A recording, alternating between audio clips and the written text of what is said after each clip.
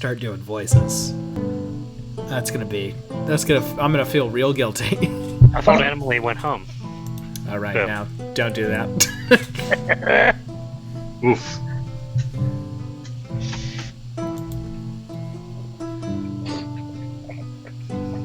All right, we are live.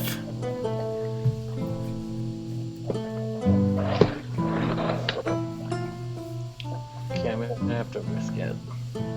I think you're gonna have to risk it. Guys, this is our 11th session. Is that it? That's weird. Yeah, it feels like we've been playing for so much longer.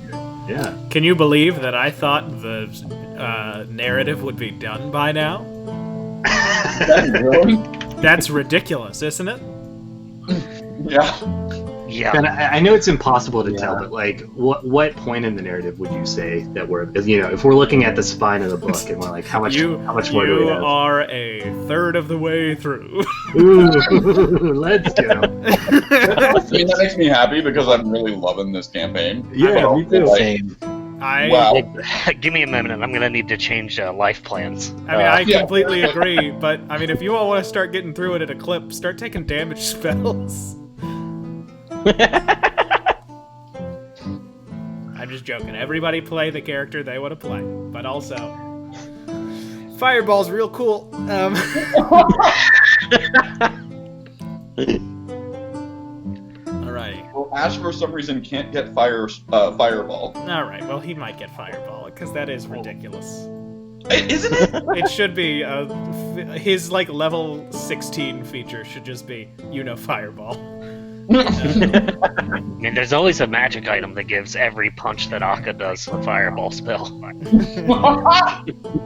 And going to the real stream. Hey everybody, welcome to the Sunken World Saga. This is a Dungeons & Dragons 5th edition live stream where we have 4 groups with 4 player characters.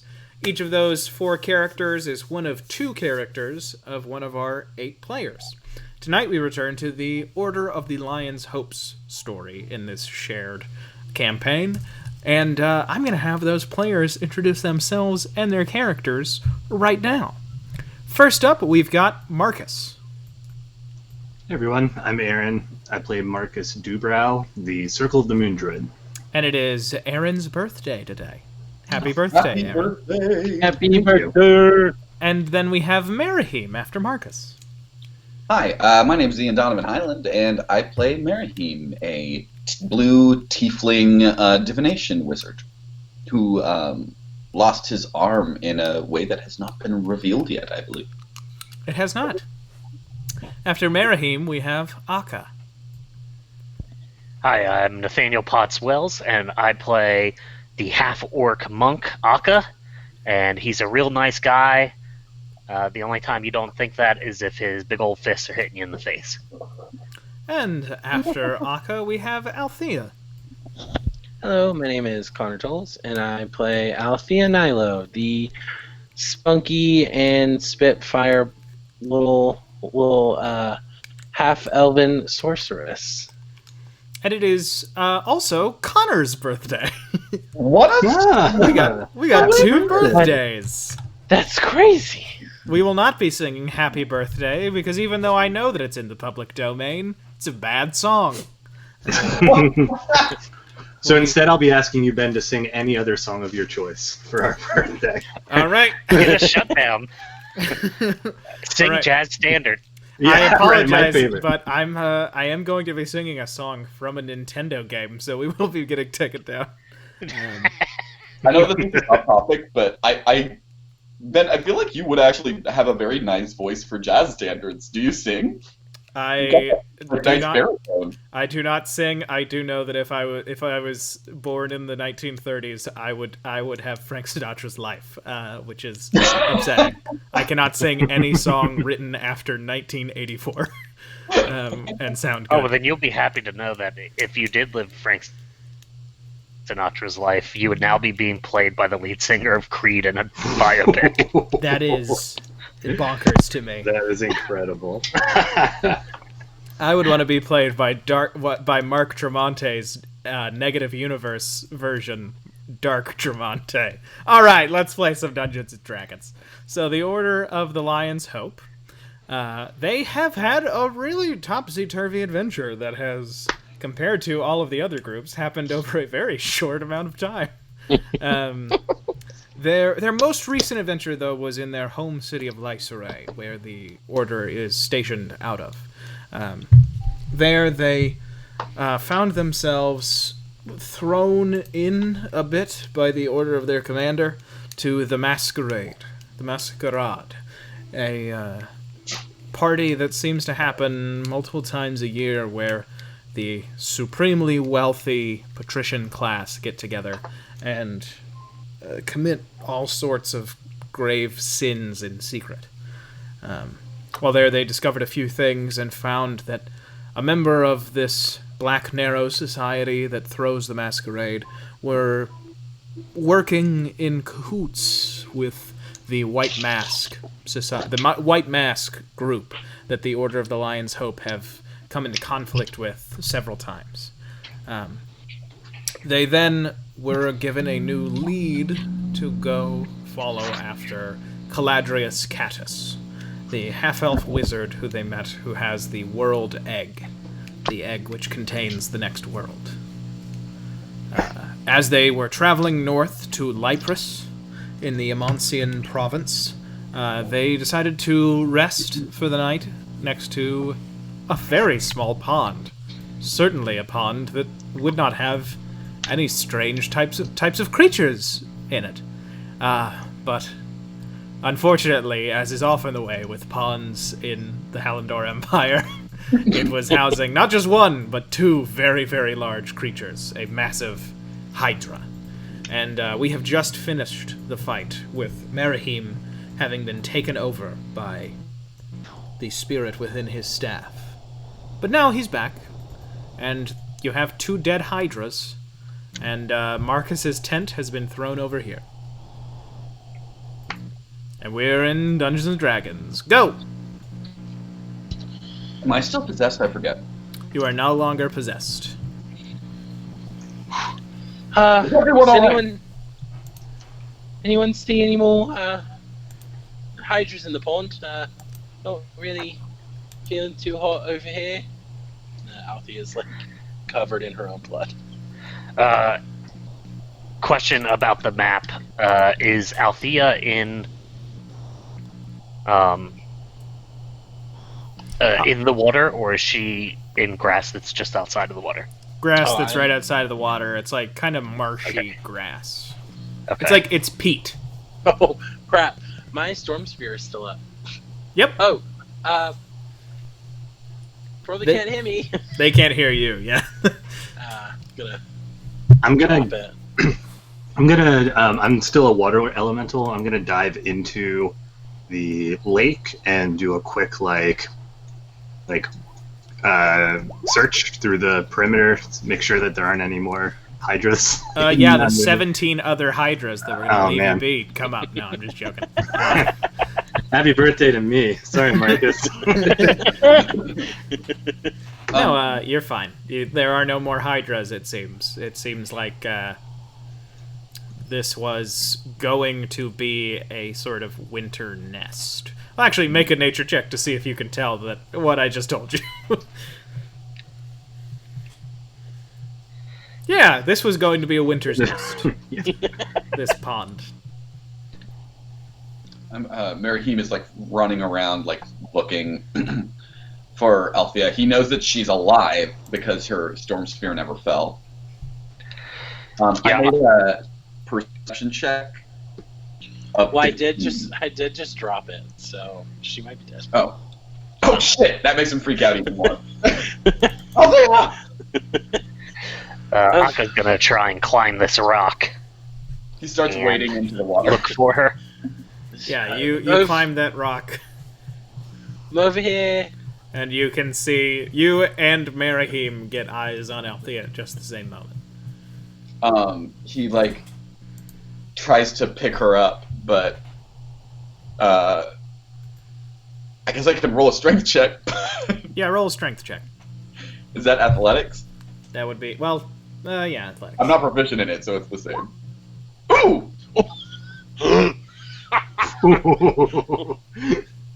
All right. I mean, I just swat your head. So, don't need to be carried. Just, I'm gonna place. Oh, right. I can heal myself now. Forgot about that. I'm gonna just place my hand over my heart, like I'm catching my breath, and I'm gonna use my healing d6s. Can you use 3 of them? Actually, no. I'm gonna use 2 on me, and then I'll use 2 on Akka as well. I don't think I have to touch them for that, though. You said you do or don't? I don't think I do. Cool. Healing light, you have a full of d6s. Gain them after you finish long rest. Can heal 1 creature you can see within 60 feet. Cool. So I'm gonna use 2 on me, and then I'm gonna use 2 on Akka. So, well, as per usual, low rolls for me. And then the 2d6s for Akka. Yep, better. Yep. Happy birthday. It's canon. Oh, you're so generous. Thought I'd save the good stuff for somebody else. I'm gonna turn back into Marcus out of my water elemental. Well, did you have something you wanted to do with me in water elemental form, Potts? Yeah, Aga is gonna ask if you can just try and get your arms and your body as wide as possible. Okay, yeah, I'll do that. And he's gonna hold his breath as deep as he can, and he's going to jump in and try and swim around inside of. All right. Marcus. Yeah. Make an athletics check with advantage, and then make an acrobatics check. All right, so it's a 19 on athletics and a 7 on acrobatics. Okay, so that becomes 26. So that's a 13. You managed to do a upward breaststroke. It's like you're trying to swim to the surface, like you're swimming up, but you're just staying still in Warkast's chest for a second before you just tumble out. But you do manage to. You have 3 seconds where you are genuinely swimming inside of this elemental. And This could be a good way to get some exercise in, especially with my old bones. It's nicer to be in the water. It's low impact. But yeah, in response, I'll just go. I'd like to point out that, Marcus, you're now just filled with the blood of hydras and Akka. Yeah, that tracks. It's basically the same. Yeah. What is a decade's worth of very cheap wine but Hydra blood? Hydra blood is a good name for a liquor. That's a good name for a wine. Hey, we got merch. I make wine in my backyard. I make wine in my toilet. I make wine in my toilet. You think you're gonna every time you down a glass of wine, 2 more sprout up.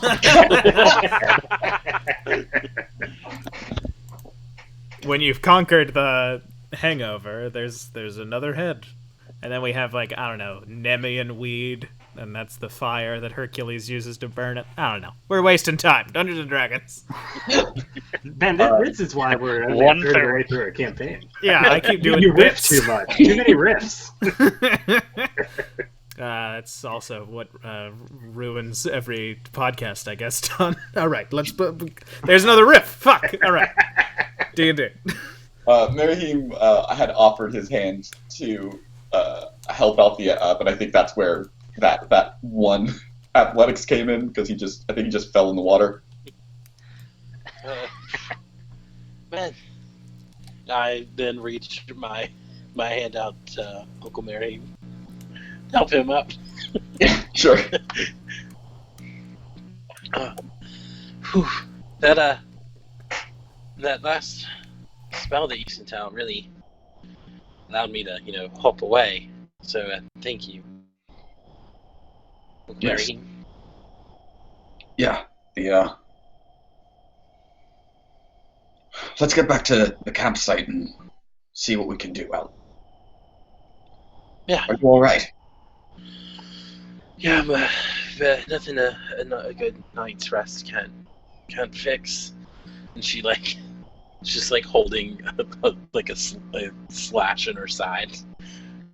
I'll be fine. Okay. And he's are you walking with him? Because he wouldn't leave you. Yeah. But... okay. Yeah, I'll walk over.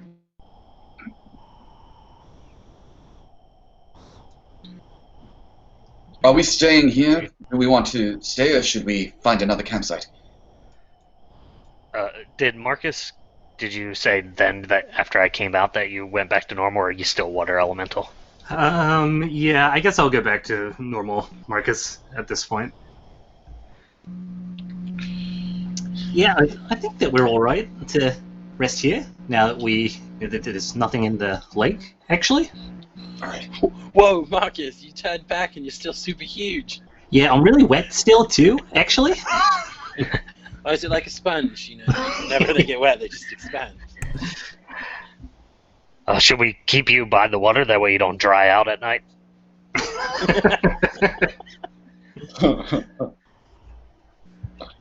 There's one way not to dry out. Hydra's wine.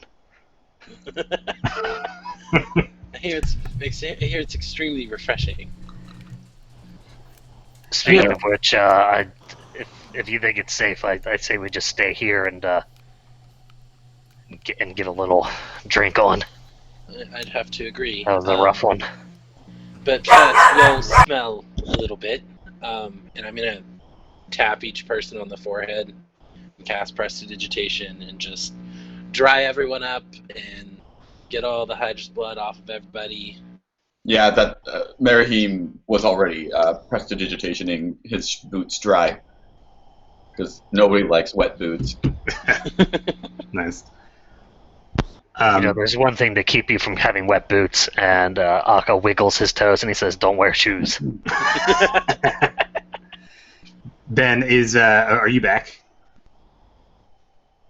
No, I don't think he is. Okay. So, Akka, would you mind accompanying me? I'm going to finish putting a barrier around the lake here, so that we know if anything approaches. Yeah, I'll stick with you just in case. Yeah. I checked out the lake. There's nothing in there. Maybe I'm you not should just... worried about in the lake. I'm worried about coming towards the lake. Yeah, we did make quite a lot of noise with all that, just in case anybody comes running. I'd rather have us in pairs. That was my thought as well. Merihim is also looking. He is 1 hit point shy of bloodied. He's very bad off. So he's gonna start ritual casting alarm, and just kind of he's gonna do it for as long as it takes to. I still have quite a bit of my spells left. I really only used the one big one there. Here, I'm gonna give you Cure Wounds, 2nd level. Okay. I'm gonna use my Pact Magic slots for those. So Cure Wounds is a D8, correct? Yeah. And it's plus my spellcasting modifier. I don't have that set up already yet, so it's 2d8 since I'm at 2nd level, right? Yep. Yeah, that's correct. So there's that, plus plus my charisma is a 5. So Okay, so 11. Then I'm also 11 is a gonna long way on Merihim because he has like 60 hit points. So do it to myself because I'm still pretty hurt. That's another 5. So it's 13 more for me. Yep. Is that the right math? Yep. Nice. That's a pretty good roll for you. I know, yeah. But I am still bloodied. Oh my god. You Ben, know what? It's late at night. Just gonna go a little bit higher. I'm a third How, level cure wounds me. Oh my god! Oh my god! Oh no. That's all right. Curse. You're getting the bad rolls out of the way early. Yeah. No, he's not. Yeah, I'm not. But at least I'm not bloody now. So. I canonically, no matter who I am, roll super shitty when I heal myself. Yeah. That's crazy. That's so funny. Ben, how does my tent look? Your tent is like mostly fine, like with a little bit of stitching, or if you had the spell Mend, if any of you did, you could fix it. But like a few hours of stitching, you could basically get it back up to how good it was before. Okay. Yeah, I guess the rest of the night I'll just get to work on that. All right. Yeah, you start stitching, and by the way, all of your tents are the Lion's Hope blue. Okay. Nice. Just because I made another map for camp. Nice. Okay, yeah, you cast alarm all around, and you feel kind of secure. There is like a little bit of like, training that you get as, when you were junior knights, when you were coming into the order. They did kind of establish a little bit of what you think about when you're doing like a military campaign or stuff like that. And Yeah. one of the things that they mention is, if you get ambushed, it's not actually likely that you'll be ambushed by a completely different party there. And usually it means that it's a defensible location in some regard. Mm-hmm. Which is just my way of saying nobody's going to attack you tonight. So you can get an early start tomorrow morning. Perfect. I won't say that any more camps. Yeah, No. so I think This- once we get the camp set up and the alarm done, I think Akka's gonna build up his tent and go to sleep, and he's gonna do it under this tree. Alright. This area seems to have a lot of natural shapes in it, like this bush is a heart. Did you guys... Is it just me?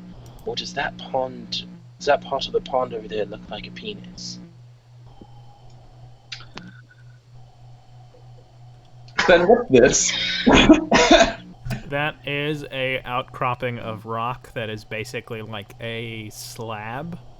Just kind of like rises out of a slow incline. It's not like a man-made thing. It is not a man-made thing. No. Okay. All right. Oh, Well, I'm alright with Mark- just resting then. Yeah, me too. Doing a long rest. Marcus, I did have, one question for you. Well, I guess two. Yeah. Well, one, I haven't seen you take that shape before. Where'd you learn to do that? Yeah, sometimes you just wake up in the morning and you feel like you're a whole lot stronger than the day before. And I was just thinking how, we're all part of the same sort of thing, on Earth, and we all have a lot of water in us. And so I just thought really hard about all the water that's inside me, and then I just became really big in all water. And I think that I can do that actually with a couple of different things. I don't have any rock in me, but I bet I could turn into a rock beast too. Oh, Yeah, I guess water is actually the only thing that really works for. I don't have any You part got of air inside you. Can you turn into air? Yeah, but the air's not really part of me, The air's just kind of inside. So, but yeah, I can attest that the air is only in him for a short time, and it usually passes eventually. that's right.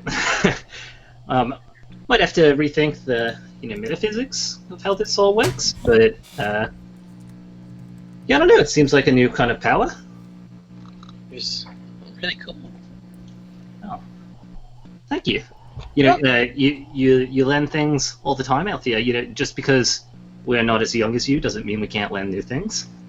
Oh well, I wasn't really thinking about it like that. It was just having seen you take that shape before. I didn't even know people could turn into those things. not really. I can't shift into anything myself, so it's really cool when I see people who can. Oh well, yeah. Good on you. The only thing I can really turn is invisible. I mean, that's nowhere near as cool as what you just did. You all right? Is there a reason why you're being so nice to me tonight, Althea? Well, actually, not gonna lie, I was trying to buddy you up. I just had the real question that I had was, did you find anything cool that I'm just kidding. No. No, I was curious though. Do you find anything, down at the bottom of the lake? Like, did they have any, any treasures, or maybe, like, would they have like any eggs down there? Because it'd be kind of cool if we had like a little pet Hydra base, or even with us. It'd be an interesting thing. Yeah, I couldn't say that I really looked for any treasure or eggs.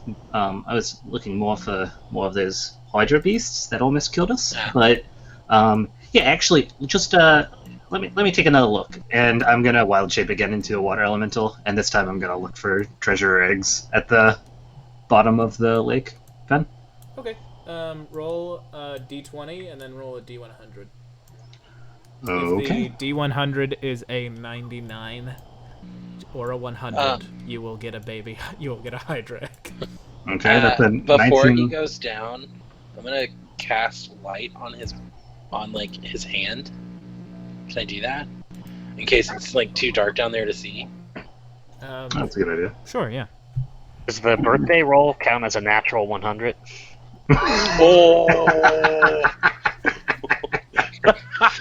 We could both use our birthday rolls on it for each of the D10s to get a baby. No.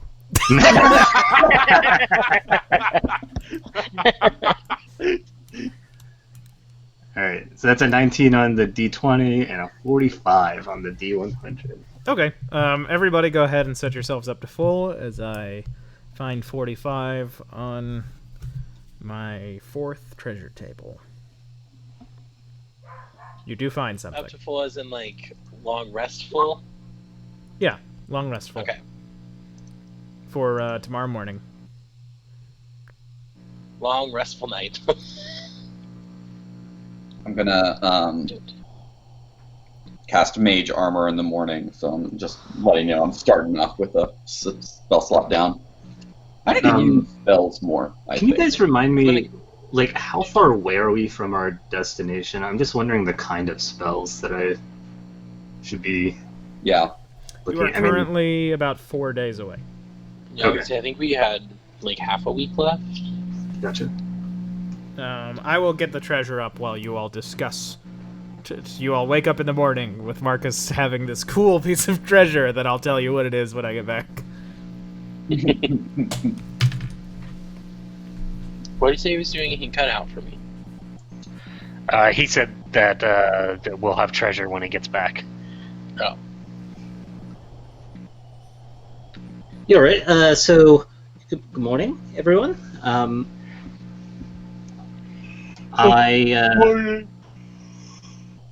just wondering, are we just gonna fly the rest of the way there on a birds? I forget where we landed on that yesterday.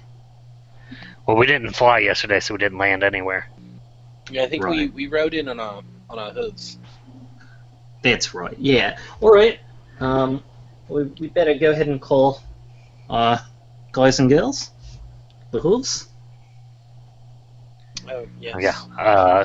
Akka calls for Dog, his trusty ox that he doesn't ride. Nice.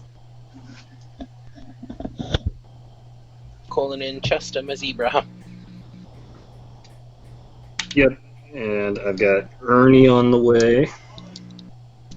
My water buffalo. Hey, did we ever... This is a weird thing. Did we ever get any pieces of Caladrius?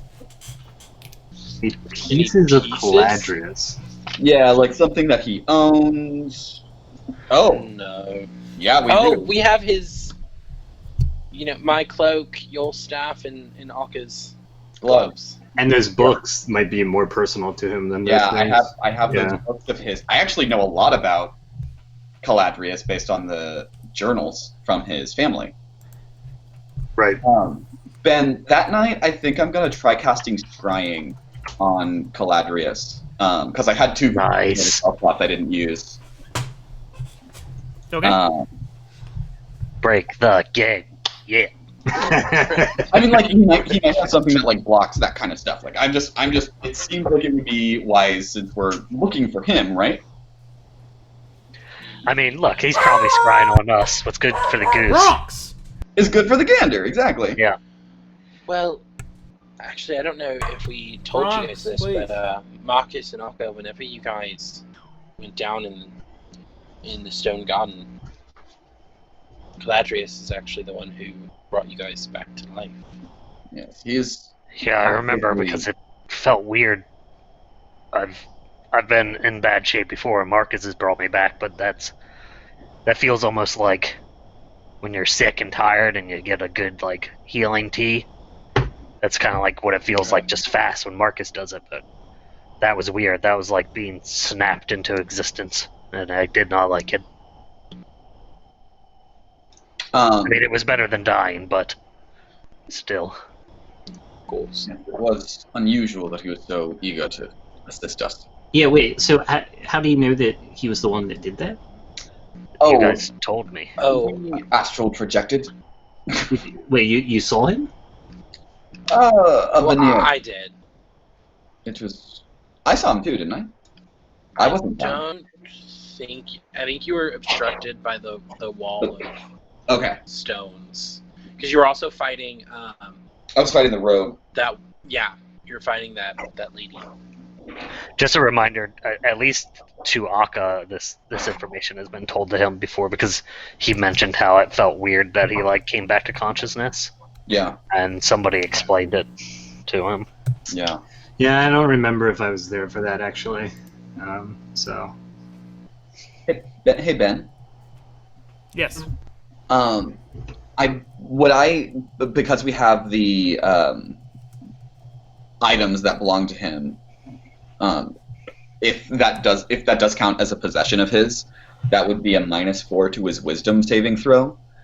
And I know that we've definitely met him, but I'm not sure if you would count like the journals and the stuff that I've read about him as knowing the target well. But if I do know the target well, it would be a -5 to the. How about I give him a -3? Okay. Okay. And what's your spell save DC? I want to say 17. 17. Okay. You cast Scrying. What does it look like when Marahim scries? I have to mark down the gold that it would have cost for me to buy the thing, but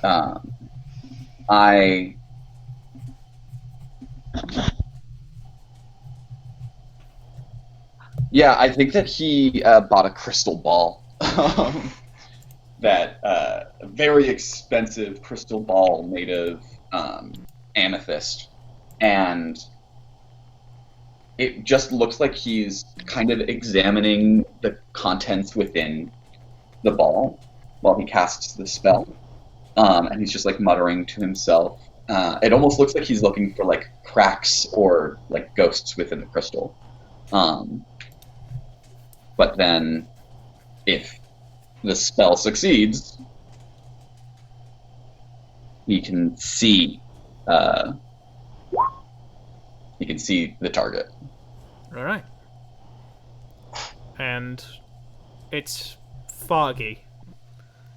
You can tell that there is some level of protection that he has, but it seems like he's got his mind on other things, and it's not.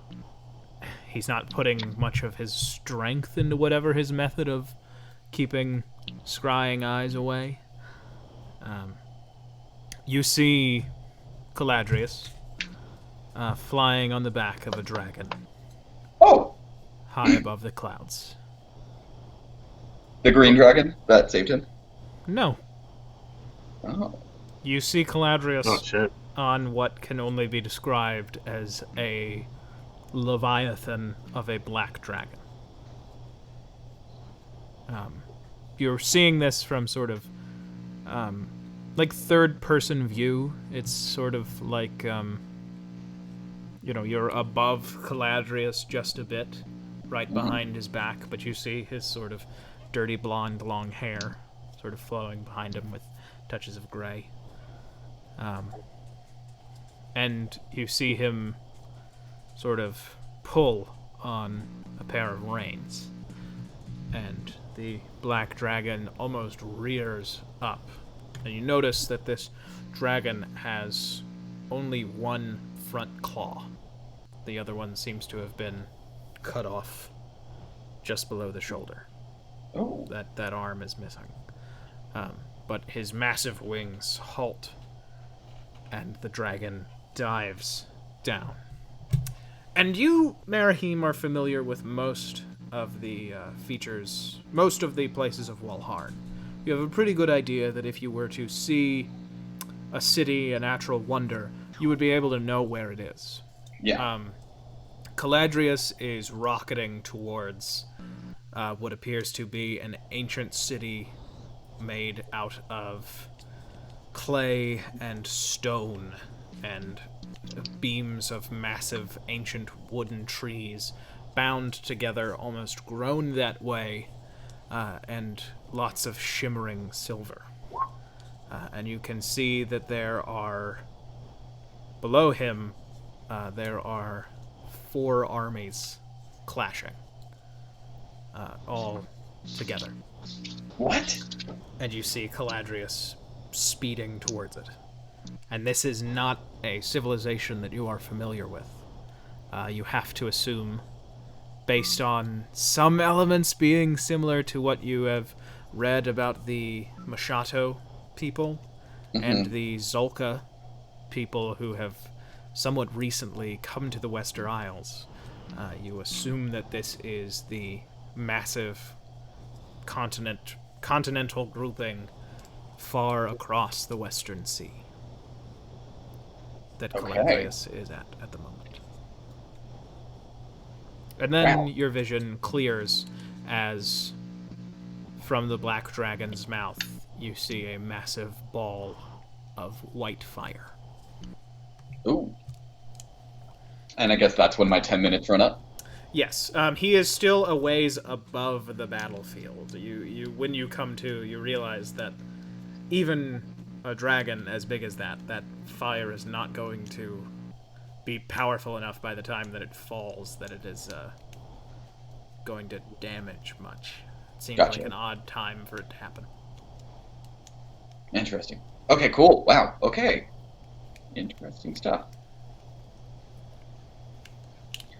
I'm going to try something else because I have a second scry. All right. I'm going to try and scry the... I can scry a location. I just can't move the sensor from that location. I'm going to scry at the steps of Caladrius's tower. Like what I believe would be the entry, like the door of his front entrance to his tower.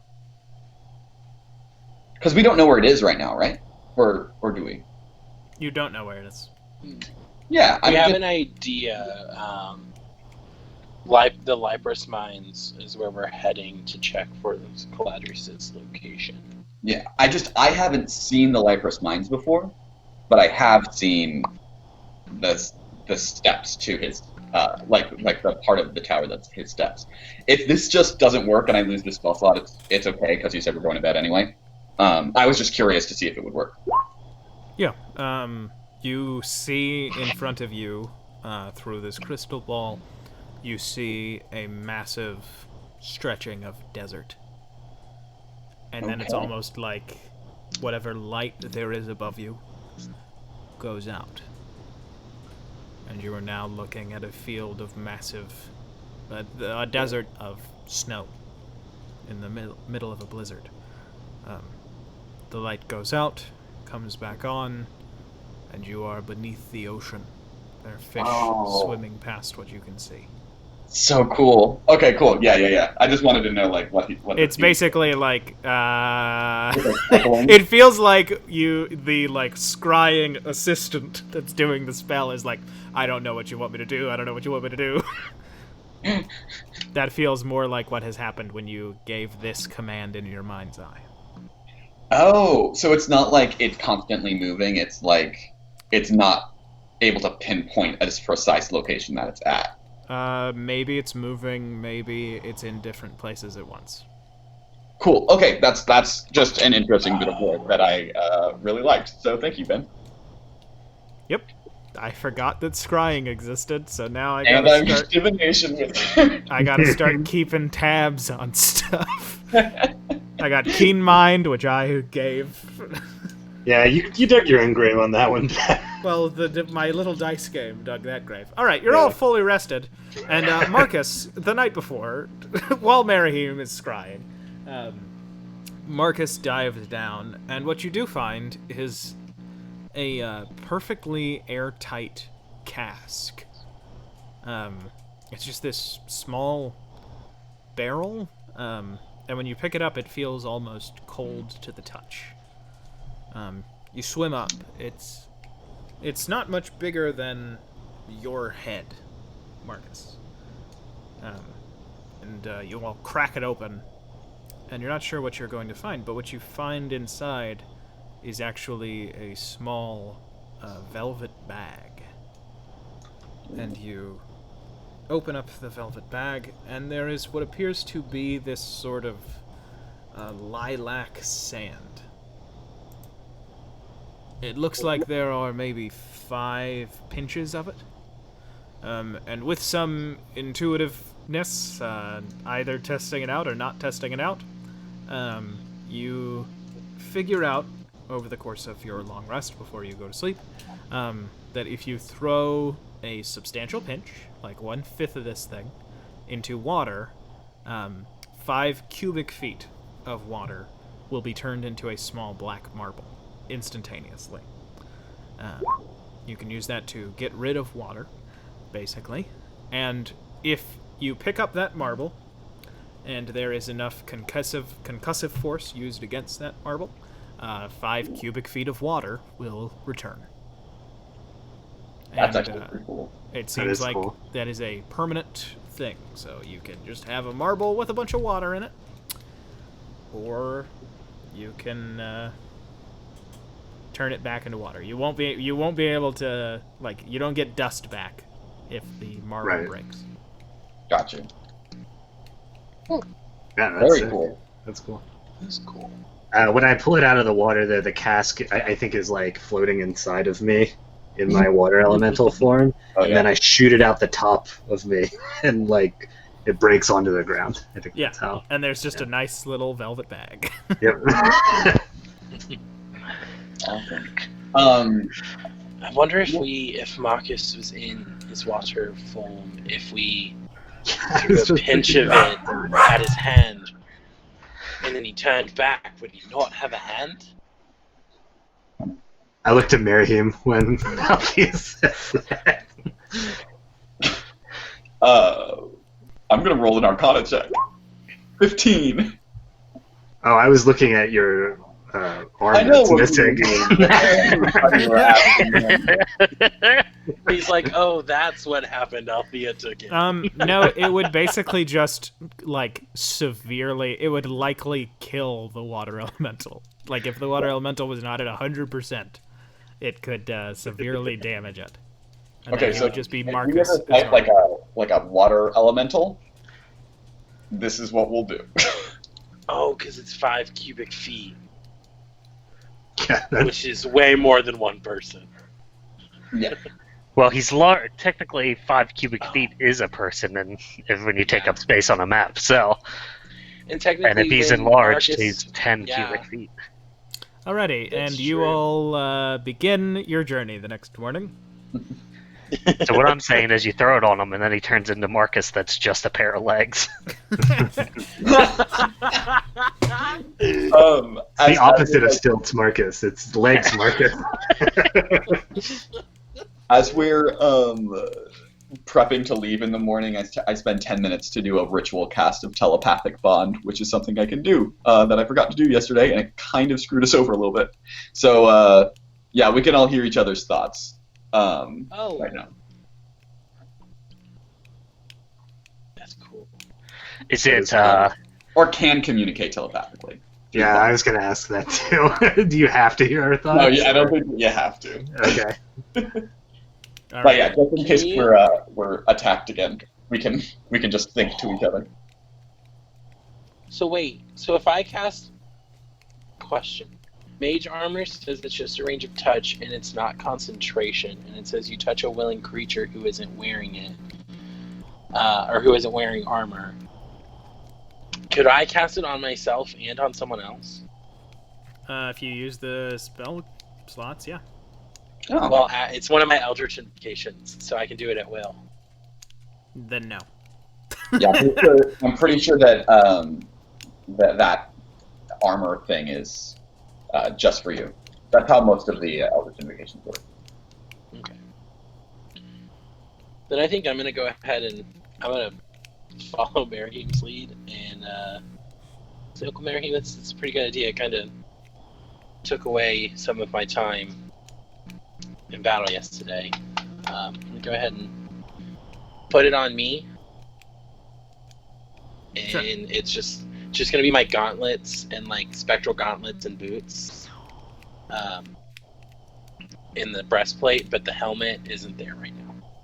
Okay, gotcha. And you all begin to slowly march through Amancia.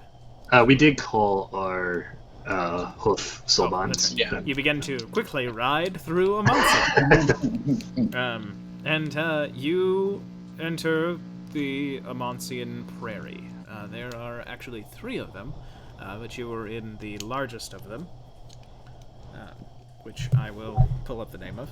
But you are walking, or you're riding, and you feel kind of at ease. This is a very beautiful place. Rolling fields of wheat off in the distance, these beautiful hills that you can see beyond you. I would give a little bit of context to the hills if I had gotten the description of mineral deposits of the Amancian province and the laws that relate to them in time. But you keep going. Marcus, can you please roll a survival check? Yeah, sure. Natural 20. Hey. 25. Hell yeah. Alright, nice. You all make very, very good time today, and there is no problem. In fact, there's no problem for the next 2 days. Anybody want to roll on the encounter dice for me? That can I'll be do Marcus, or it can be somebody else. Okay. Can you roll 2d12 for me? Oh god, wait, no, now I'm scared. Marcus, do you want to do it? Yeah, sure. No, let's Althea do needs someone- to do it because we know they roll low. Yeah. 2d12 is what it is? It's 2d12. Alright, 12. Okay. You all walk through you ride up to a old and ancient forest. This is a cool splash art, by the way, Ben. Thank you, it is really cool. And as you ride towards the old and ancient forest, you notice, it is getting a lot colder. It's getting much, much colder.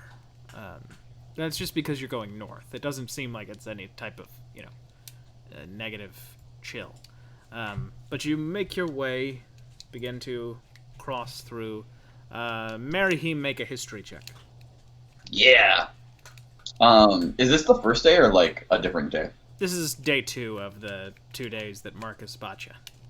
Oh, okay. Or no, this is day 3, sorry. You got this day and one more day. 21. 21.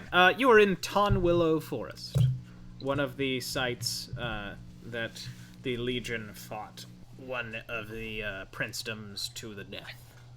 It was one of the princedoms that about roughly 80% of their male population was killed when the Legion marched in. And you see that it's winter almost.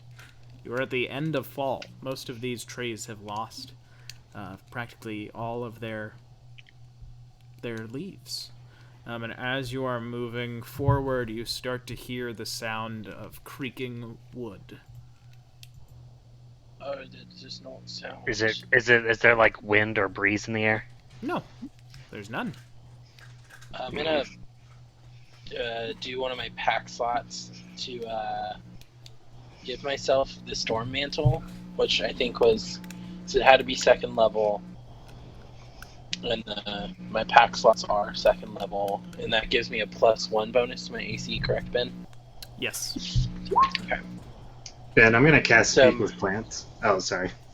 Good. So that means my AC is 18 at the moment. Nice. All right. Yeah, you cast Speak with Plant, and you hear run. Yeah, hello. My name's Marcus. These are my companions. We have Eke, Althea, Miriam here. And yeah, we'll head out if you want, but I just wanted to say hi. I know that we're coming through your forest now, and it would be real great if we could just, continue right through. We won't, leave any trash behind, set any forest fires, any of that sort of nonsense. What's your name, by the way? My name is Running Hill. Running Hill? Oh, great name. Yeah, I knew a Running Hill back home, actually. Great bloke. Yeah, anyways, so if you don't mind, could we just continue? Would that be alright? You have anything you want us to do for you while we're here? Yeah, and then in comment, I'll turn back to my party and say, oh yeah, that's Running Hill back there. He's just having a chat real quick. He wants us to run, but, that's kind of in his name. So, anyways, I'm sorry, Running Hill. I was just letting my companions know who you were. You can continue. You will not burn? Oh, no, of course not. We're not that kind of people. We big fans of trees and the like. We've been having a problem with people burning things. We could, tell them what for while we're here. None close by. They come riding on hooved beasts and bring with them torches. I have been burned many times as I tear them from horseback and crush them beneath my roots. But yeah, they sound like real dicks. Do not burn, then you may pass. What is your name, small man thing? Yeah, I'm Marcus from before. Anyways, yeah, we won't burn anything. That's real nice of you, Running Hill. You all right? Real keen on you to let us through. Thank you.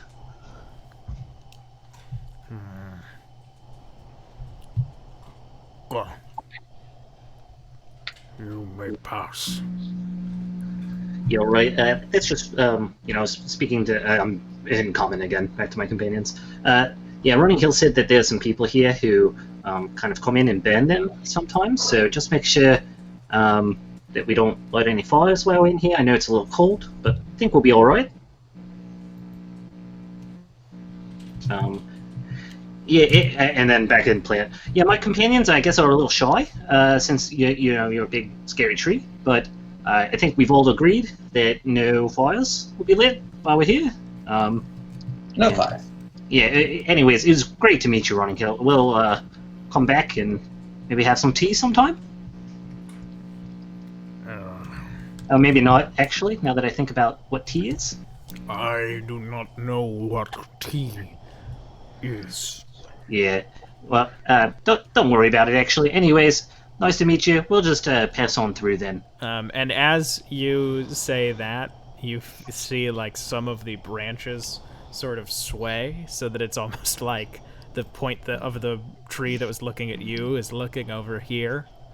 And you hear Running Hill just say, "The little one is called Kusmar.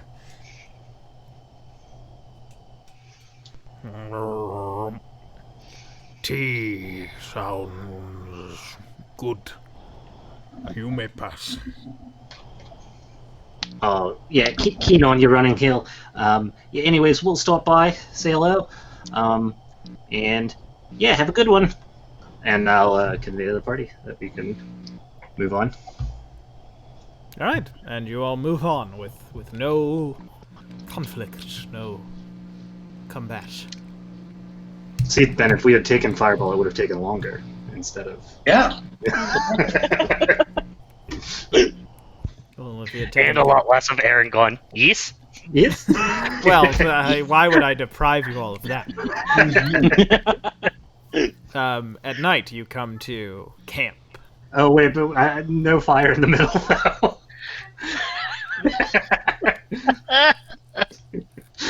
I can't take it out. Just draw over it Oh, with no, green. the I'm not tree's going to. coming I like get this us. map a lot.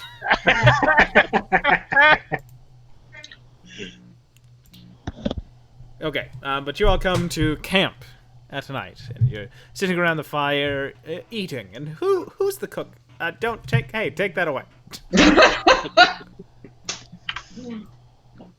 Probably. Aka's got this. What am I rolling to cook? Roll a what would Akka cook with feasibly?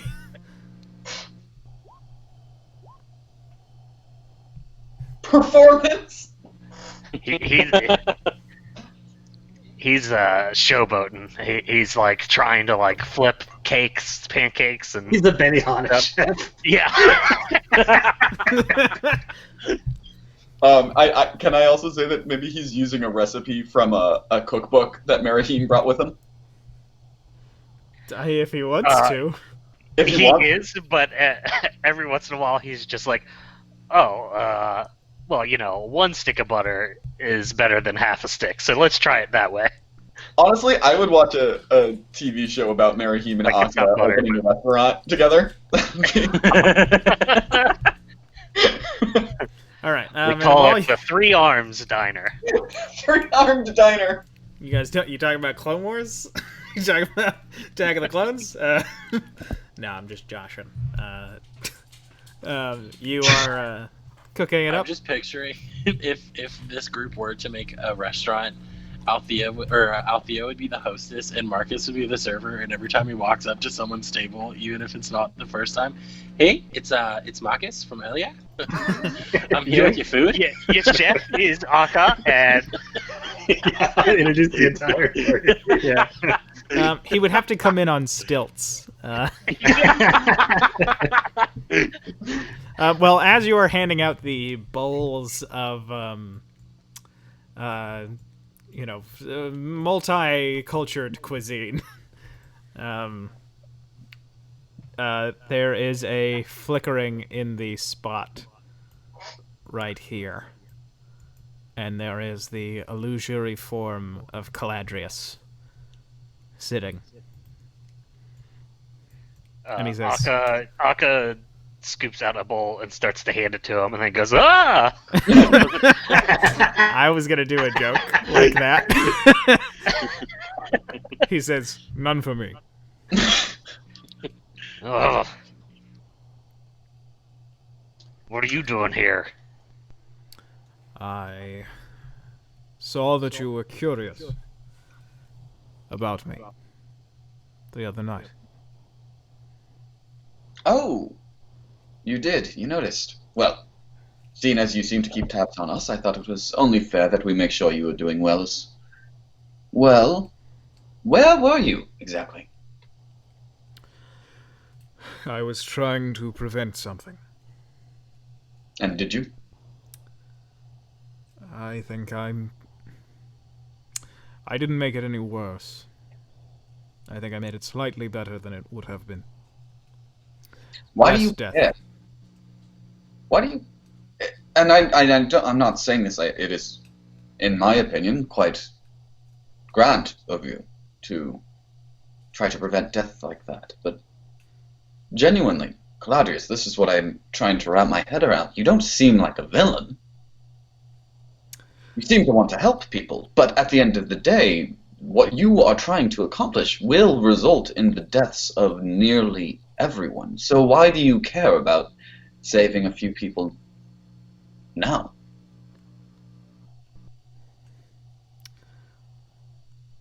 The magic that I intend to use that will transfer souls from this world into the next is not perfect. I will not be able to take the souls of the truly dead on. And I cannot bring someone back to life in the conventional sense.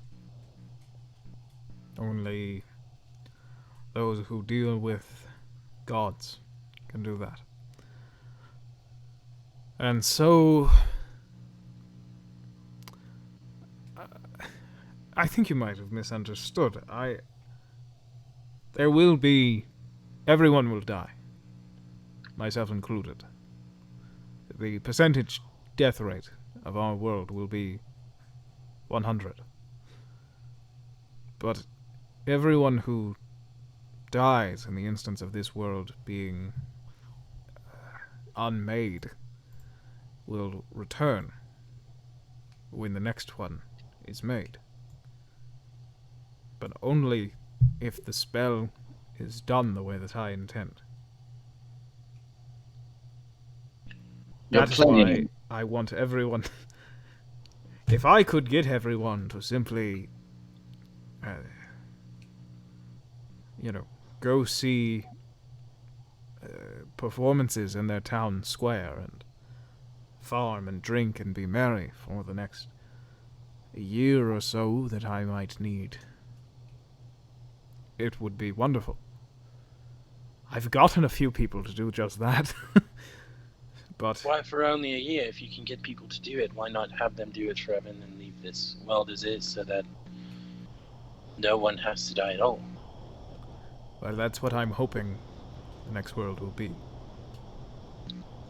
One where everyone gets to live pleasantly and fulfilled. But Galadriel, how much do you know about the breaking and recreating of the worlds of the last one? not very much. The only people who have any true knowledge of it seem to be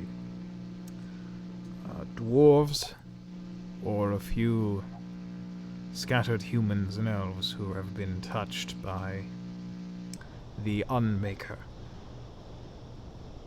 the thing that seeks to destroy whatever exists. And they are not very pleasant. And the dwarves are very, very private. They have told me a little, but not much. Cladrius, you said you can't bring the truly dead back to life. But what I'm trying to figure out now is, who are you lying to? Us or Desdemona? Because she is truly dead, and it seems you told her that you can bring her back, so who are you lying to, us or her? If I tell you the truth now, will you believe me, or will you continue to think me a madman? I mean, honestly, I I don't know, because Well, I don't think those things are mutually exclusive. That's a very good point. also, I am not lying to you or my dear friend Desdemona. what was his reaction whenever I said her name? He was, he looked kind of like just lightly startled. Like he did not think that you knew who Desdemona was. Desdemona, I'm gonna let him out so that he doesn't keep doing this. Well, we have this discussion.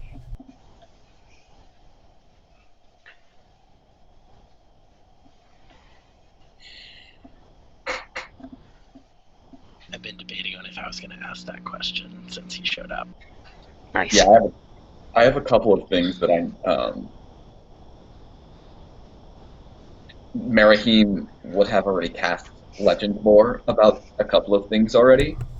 But Ben and I just haven't had that conversation yet about like what I learned. Right. So I'm back. I did not lie to you or my dear friend Desdemona. Desdemona did die.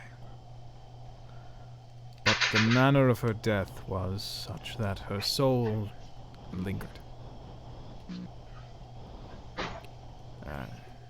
The magic that I possess, I am able to...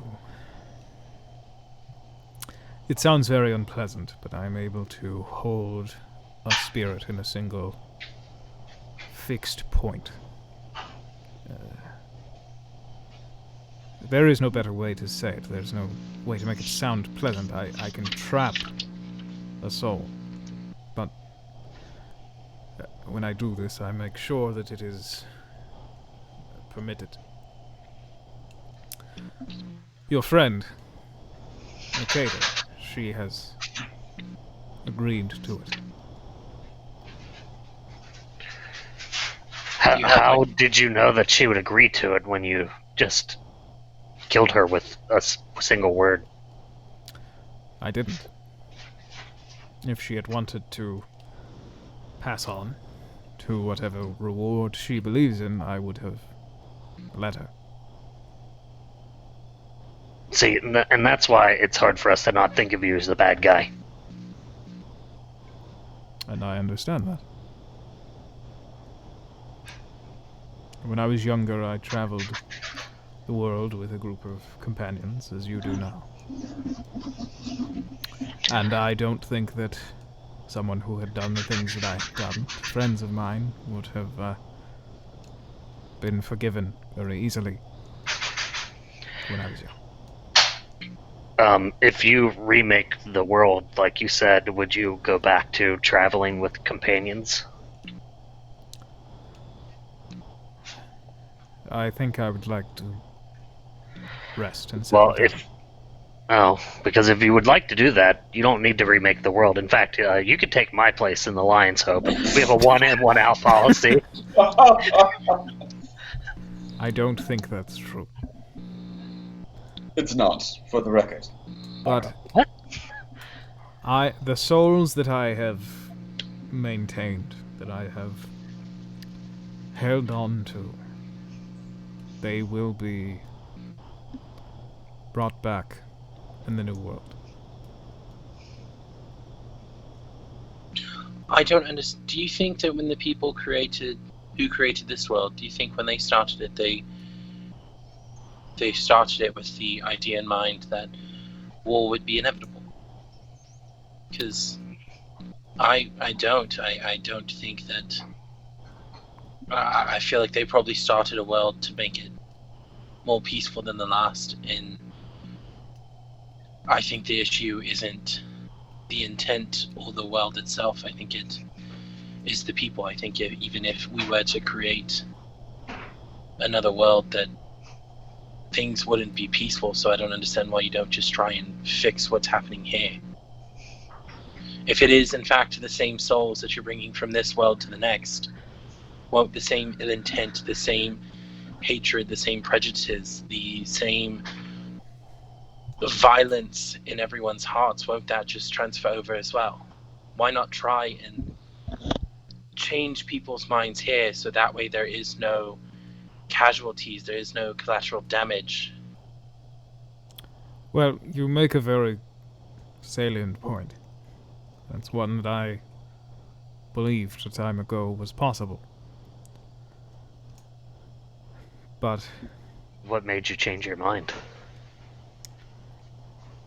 the realization that every evil in our world is born of one source. And that is... I sound like I'm writing a children's pantomime, but greed. It is impossible to make a world that will be more peaceful, and perhaps that was the intention of those who came into a position of power at the shifting between the last world and this one. Perhaps that was their intention, to make a world with peace. Perhaps they got rid of something that ailed their world when they set about the landscape of this one. But ultimately, if there are resources that are given value, eventually those resources will have a higher value than a human body and soul and mind to someone. Power is born out of an idea that one person either has something to give or can take something away. If there is a world where there is no wealth, if there's a world where everyone is provided for, there will be ambition, but it will be manageable. Perhaps there will be men who build palaces, but beside them there will be people in homes that are healthy. Well, how do you know that? How do you not know that they'll just build a palace that's bigger because they used all of their home makings to make the palace bigger? Well, to be honest, I don't know, because I would tear their home down and kill them. There are things that will need to be decided upon once the next world is It ready. doesn't seem like there's anything stopping you from tearing down palaces now. So why do it in a new world when you can do it right now? Yeah, have you heard of the dialectical materialism? Yes, I was a member of a group of them for a time, as was my father. And Seems like you join a lot of groups and have a lot of opinions and you don't stick with them for long. at a certain point, one grows tired of liberals masquerading.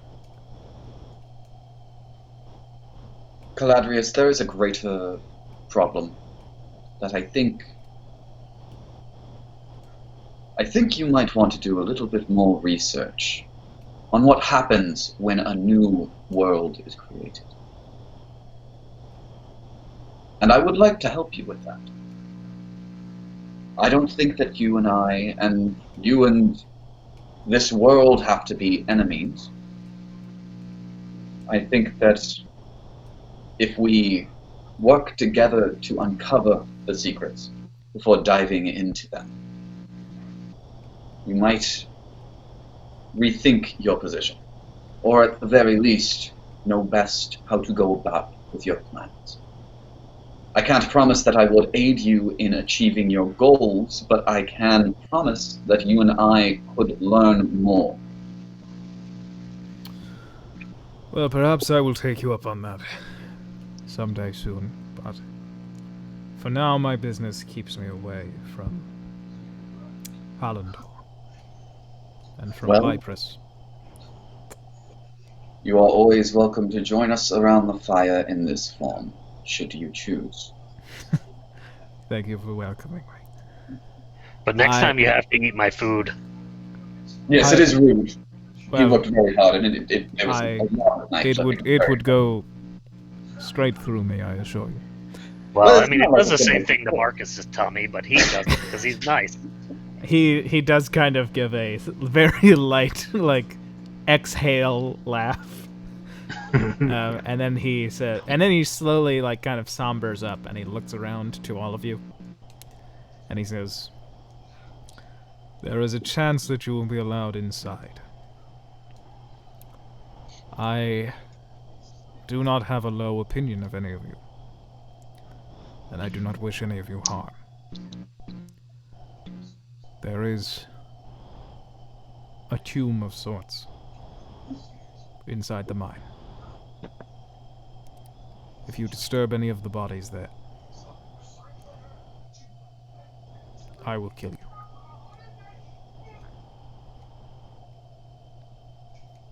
If you're truly not a bad guy,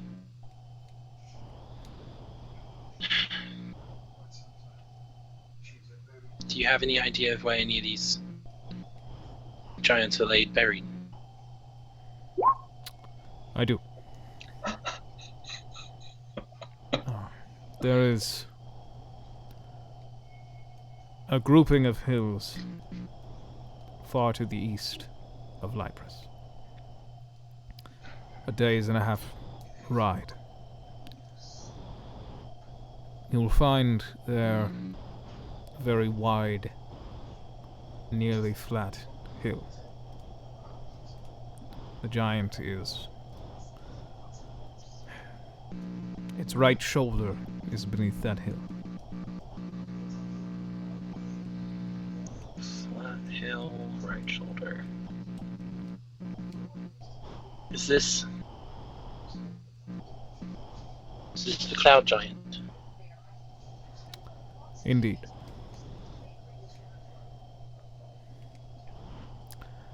Say a nice word for me when you help. And then he is gone.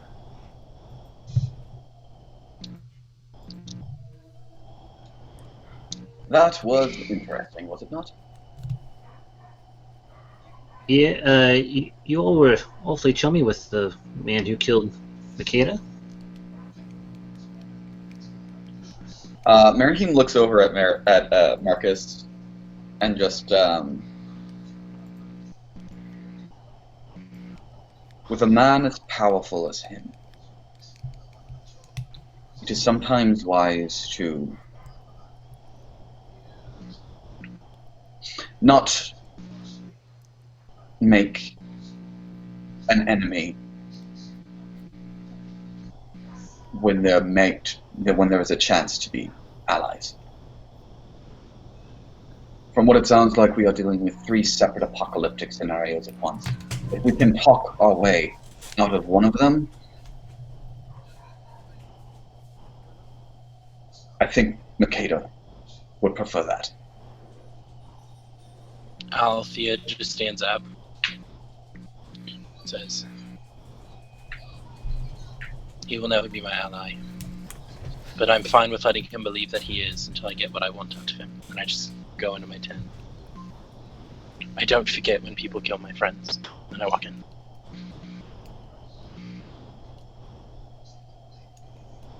Well, that's scary. And we're going to take a break. Is that how you lost your arm? We'll be back here at 7:35. Is that long enough for everybody? Yeah, that's fine. That sounded almost accusatory. Is that fucking long enough for everybody? Is that what you want?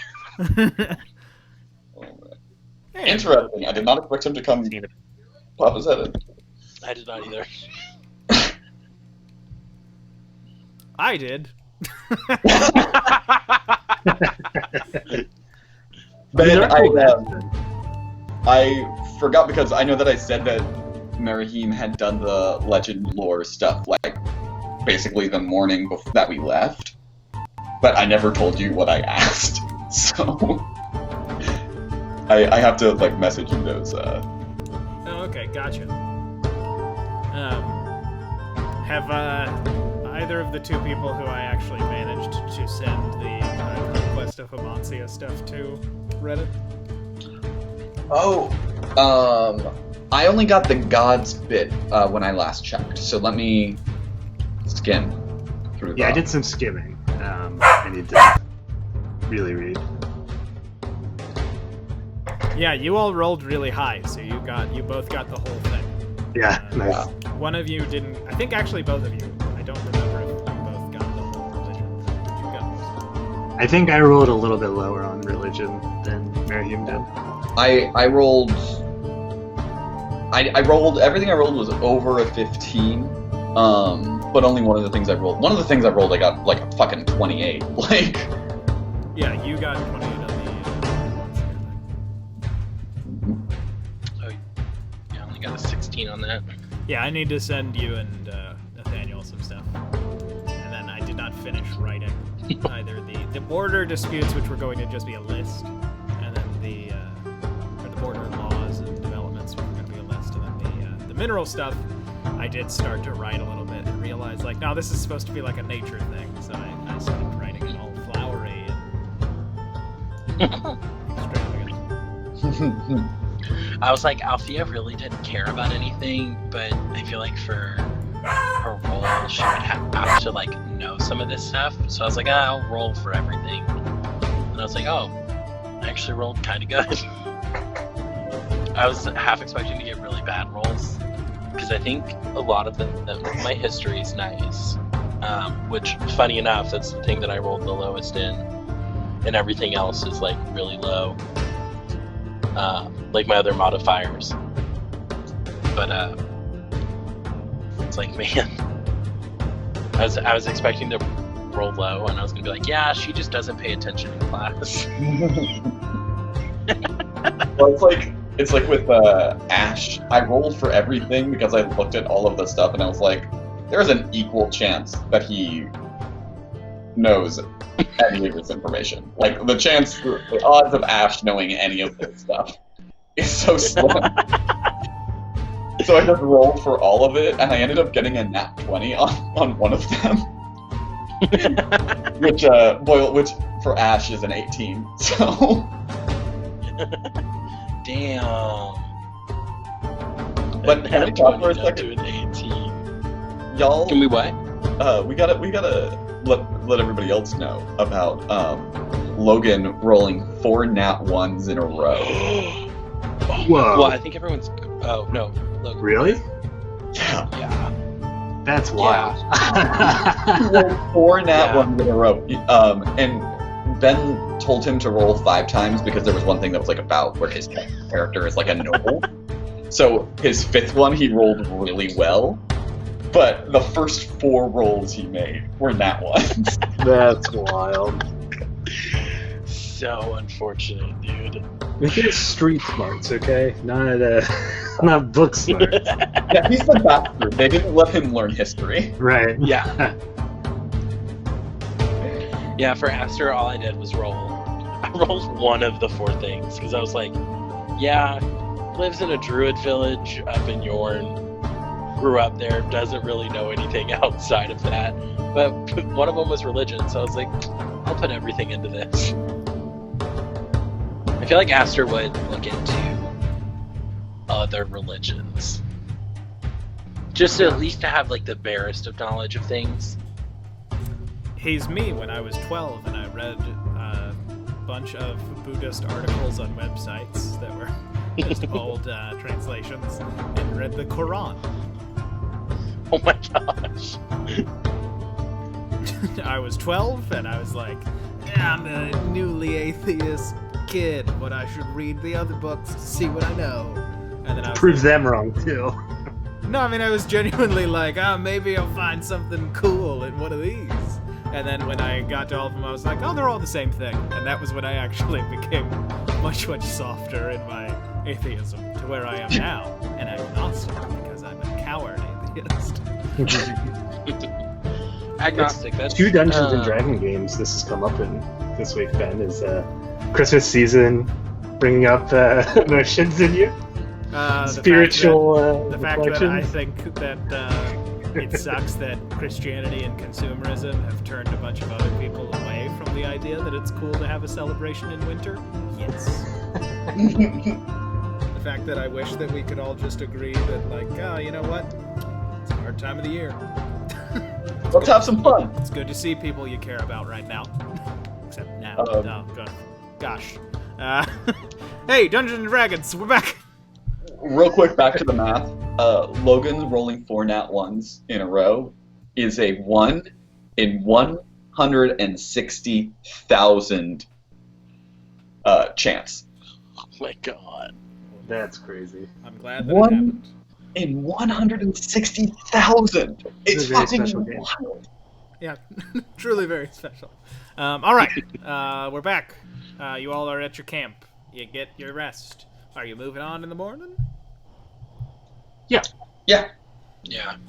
All right. I'm doing the same thing, just mage armor and up.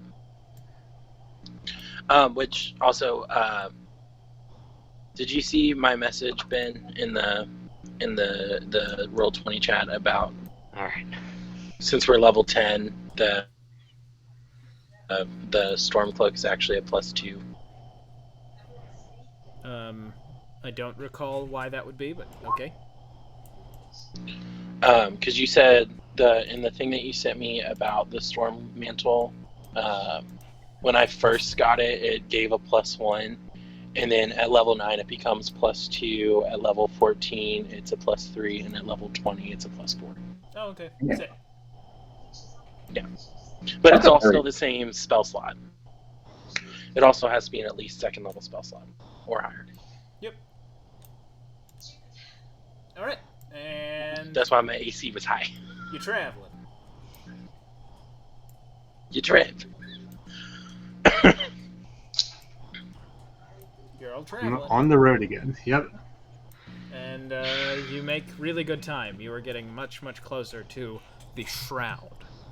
The grouping of extremely, extremely tall mountains. Not quite Orterschaden tall, but just the massive mountain range that cuts the north off from Dasaro, Hallandor, and Sumer. And you are getting very, very close, in fact. You make very good time on your 3rd day. And you make it into your 4th day. And you are close enough that you feel like you are going to reach the foot of the mountain at around midday, actually. You've made really good time because of how high Marcus's rolls are. And as you move, you find yourself in another of those prairies. And that's why it seems like you're moving so well, is because there's so much flat and hill land. Are we to the east You are not. of the mines? You are not. Okay. And you, everybody make a perception check as you come to one of these large prairies. 17. A 17. A 4. An 8. Oh, Birthday roll. No, I'm just kidding. 7. Okay. Yeah, you, Oh, Oh, no, there's a tiny earthquake. Think Akka, Marahim, and Althea. Not really. The earth is shaking. Marcus, you pick up the earthquake. with your keen ears that there is a group of horse coming towards you. Oh, yeah. Hold on a second, everyone. I think that there's some people coming. Maybe those are the people that go and bend down Running Hills Forest. Maybe we should, hide behind some of these rocks, something like that. Yes, I think that might be a good idea. I'm also gonna summon my familiar, and have them. Are these just bushes or are they trees? That is basically just tall grass.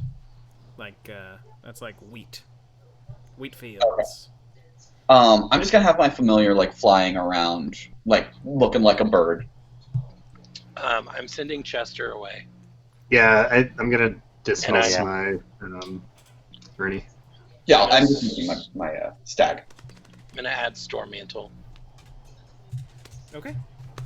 And coming into view for all of you, you see a group of men in light armor with long spears and short bows on the backs of powerful horses being led by a woman. And you notice that nearly all of them are elves. Seem to be.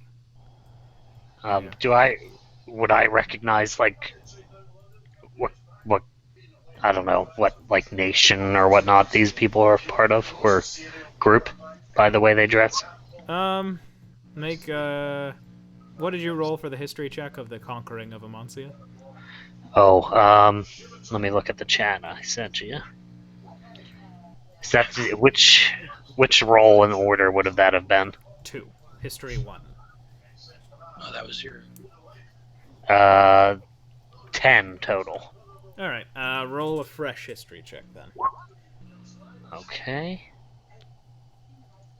I'm also casting invisibility on myself. That's a good roll.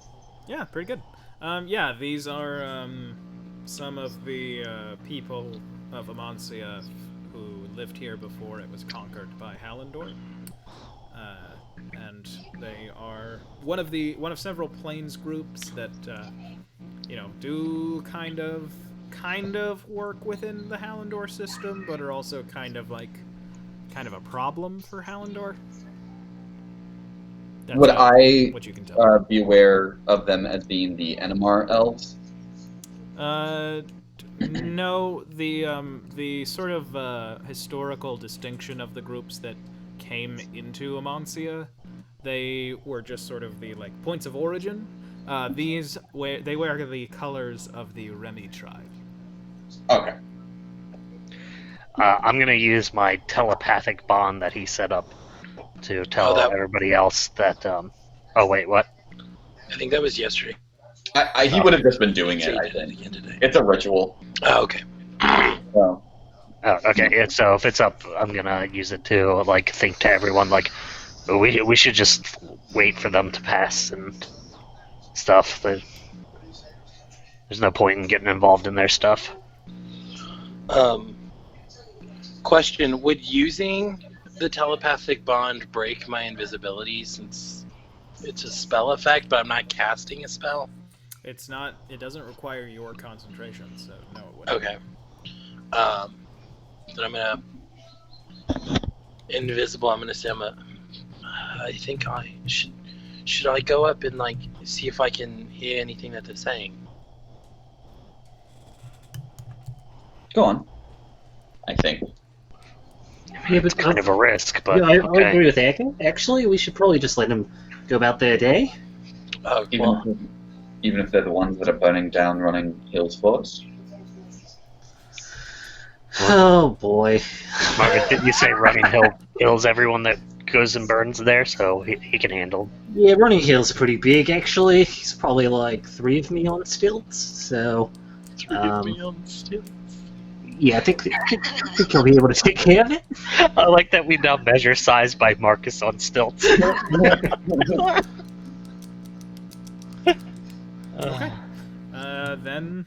Well, I was already sneaking up because Marahim said go, All right, make a. and I'd already stealth moved check. my person. Make a stealth. Do I check. have advantage because I'm invisible? You would have advantage against them trying to find you by looking for you. Dope. So I mean, Nice. Do the same thing. okay. You notice that the woman who seems to lead them, this dark-haired elven woman, she is shorter than the men and women of her entourage. She sort of just shoots her head up and kind of scans this tall grass, and then this one.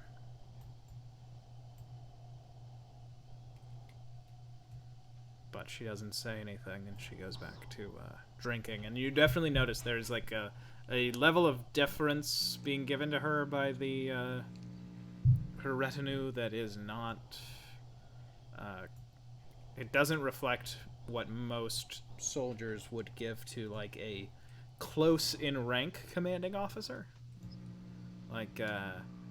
if this was like the Legion, she would probably rank like Century or higher based on how they're kind of acting around her. Centurion. Sorry. I think the one that's different is I think she's in charge. Can I hear them say, are they like talking? Yeah, she is not, but the soldiers are. Do I hear them saying anything? Yes, they are speaking in Elvish. Oh, I know that!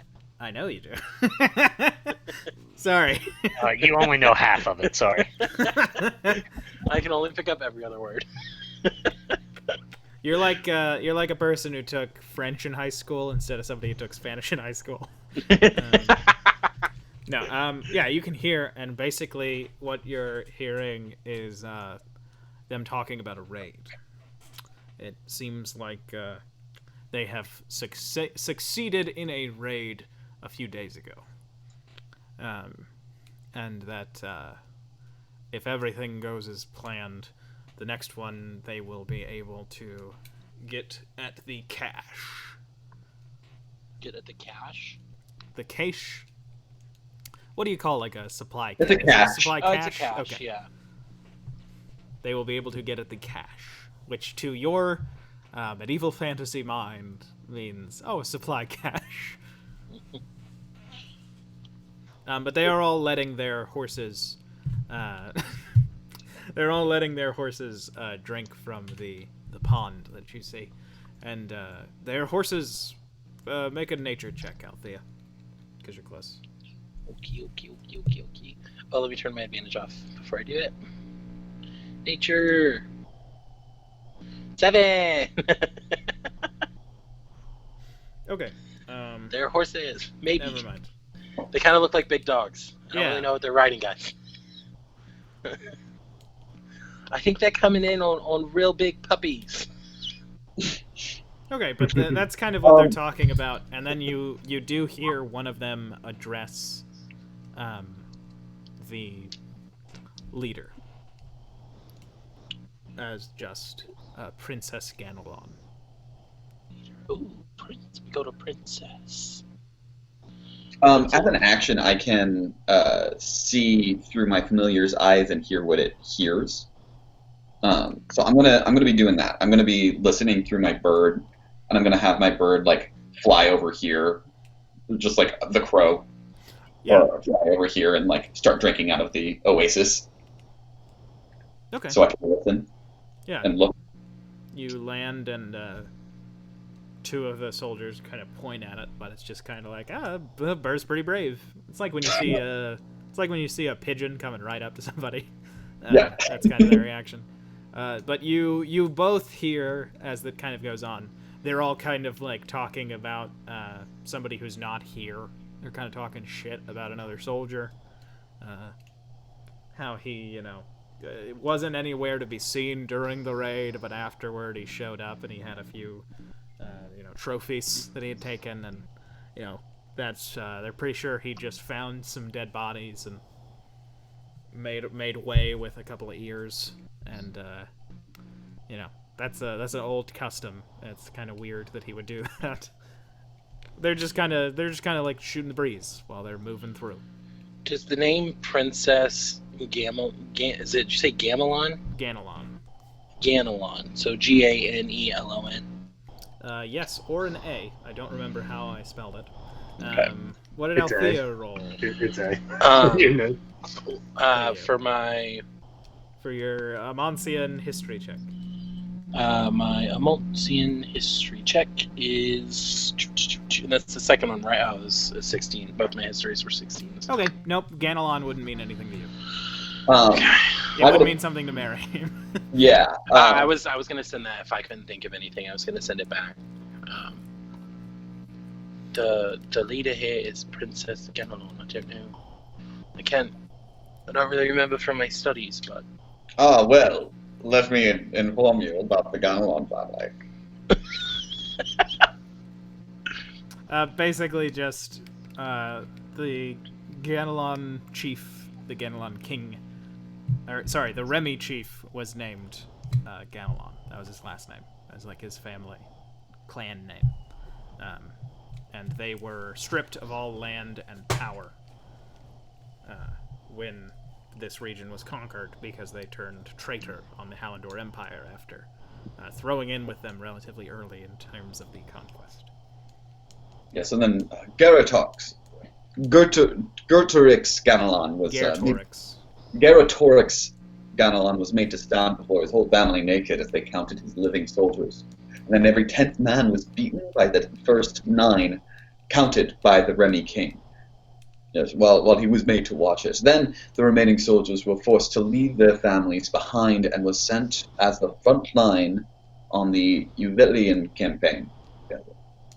And then their king was killed and buried with only his bow in a spot no Remy would ever find him. Yeah, didn't Caladrius say something about not disturbing some people buried nearby? Maybe they're looking for the king's body? And the bow? So wait, so the Hallandor Empire forced the army of these people, the first 9, to beat the 10th, and they made King Ganelon count it out and then watch, and then Hallandor killed him? Pretty much. Yeah. Man, we lived in a fucked up place, guys. No wonder I blocked that lesson out of my mind. Yeah, they might not actually teach that in school. That kind of sounds like something that you don't really learn too much. Does We were both history majors, weren't we, Marcus? Yeah, just a bit. Just a little bit, yeah. does this change anything about us getting to Yeah, but mines? what would the context of that be for us? Like, what would that tell us? Do you mean like what would that tell you about these people? You mean? Yeah, and like, well, what would it like? Because she's a princess, right? That's what it sounds like. Well, that's what they're calling her. I mean, Do we know? What would you intuit about a conquered people who have been scattered and robbed of all political authority in their homeland, clinging to a structure that no longer has any official recognized authority to anyone but themselves? Like, that's pretty much what you can gather from the way that they're acting around her and them calling her a princess. I would intuit that they're racist.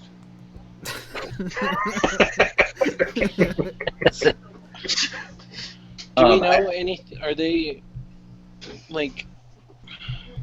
Do we know anything about them? Like plot? Like, are they planning on turning on Hallandor again? Do we know anything about them? And maybe in league with the Adjudicator group, the Naya people, or like. Is this ringing any bells from when I overheard the conversation between the lady from the Black Narrow Society and the guy from the Naya crew? I don't think it would, unless that's a dot you would connect for Althea yourself. The name Remy did not come up. Well, it's been 2 months since I overheard that conversation. Well, the name Remy was not mentioned. They did not mention Ganelon, Princess Ganelon, Okay. anything like that. Okay. But we didn't hear anything about... I heard them say something about forces, but I can't remember what forces they were talking about other than the Riothi forces. And I know they said they said someone else. Oh, in Geneva, they're followers of the Family of Light. Merahim, are these Javenna. Did I really write Geneva? No, I wrote Javenna. I'm just an idiot. Merahim, do you know these aren't followers of the Family of Light, are they? Not based on the document that I was sent. Should I roll like a history check or is that a religion check? No, yeah, they're just they just want to have their ancestral lands back, and they're probably a bit disenfranchised. Maybe they're looking for some sort of artifact that legitimizes them. Oh, they're walking right by me. and they ride away. I feel like maybe we should have stopped them and asked some questions. They were talking about raids. They just raided somebody, and they're going to raid somebody again. We maybe should have stopped them. Yeah, no, it's too late. Let's just keep going, I think. Yeah, I don't know about you guys, but I'm finally enjoying our work. If it just involves traveling and hanging out, so I'd rather do more of that before we get to the caves than Yeah, this is really none of our Honestly, business. than I fight think. some people that like he said, not any of our business in the first place. I want to look over the area that they were in and see if they dropped anything. Not really. They didn't seem to be traveling with much. It doesn't seem like they were very loaded down. Okay. Yeah, I think that Honestly, will... I was thinking about trying to pickpocket somebody because I was invisible. But then they rode off, so I mean, yeah, I probably should. The true random encounter of D&D is pickpocketing an NPC. yeah. I guess there wasn't really anything to think that they were like gonna do something evil or particularly bad, you know? Yeah, Well, no, I mean, they said they were raiding people and they were planning on stealing something. Well, it depends Well- on your own morality, doesn't it? Yeah. from my perspective, Honestly, the Jedi are evil. I mean, it sounds like they're trying to find the Hey, It sounds like they're trying to find This is the- where Aaron kills a bunch of Padawans. hey, Aaron. Hey, Aaron. Yeah. Happy birthday. Oh, thank you. Honestly, Yeah, I think that we would just continue on towards the mine. Honestly, I'd make a what we did mental to them. note of which direction they were headed and which direction they came from. Sure, they headed to the south and they were coming from the east. Okay. Alright, and you all are gonna head north. Oh man, they're gonna run into Galadriel's ghost, and it's gonna be a real thing. I placed my hand on Alka's shoulder. You know that wasn't a ghost, right? He's not dead. I mean, yeah, I know that. He will be someday. I look over at Marcus and I'm like, I am fairly certain that they were the ones that were damaging that forest. Yeah, well, now you're just making me feel bad. Well, I just don't- the direction they were headed. But wait, didn't you say that they were talking about this is like their ancestral lands? Why would they want to burn their ancestral lands? I don't think these are their ancestral. Maybe they lands. were raiding. They were. Maybe they forced. were. They said they raided. Maybe they were raiding the people that do the burning. Well, whatever the Although answer I is, just said do. whatever the answer is, I don't really want to think about making a bad decision. So I think I'd rather just go on forward to the next decision to make. My response to a question of my own morals is no, thank you. Oh, that was an hour ago. Why would we bring that back up? Oh my god. Alrighty. I call Chess. I summoned Chester back while we were having that discussion. Okay, yeah, and you all are able to ride like the wind.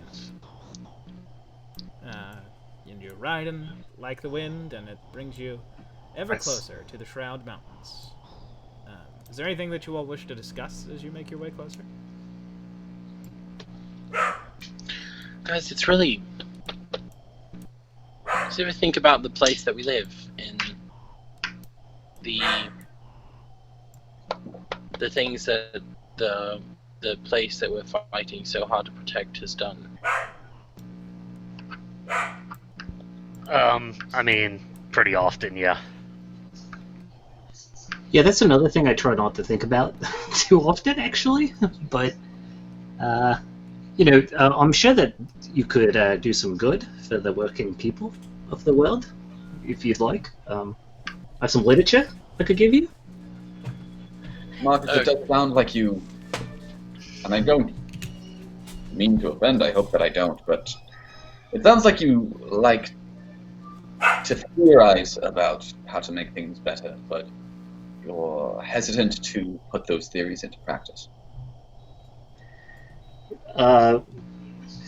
I feel really called out again by you today. It's only been about 15 minutes since you last murdered me, and here I am dead on the road again. Yeah, I guess you're right on that end. Oh no, we got an academic and a slacktivist talking to each other. But with that being said, we did kill a whole lot of rich people the other day, and I think that's some pretty good praxis on my part. So, you could put that on your pipe and smoke it if you'd like, Marahim.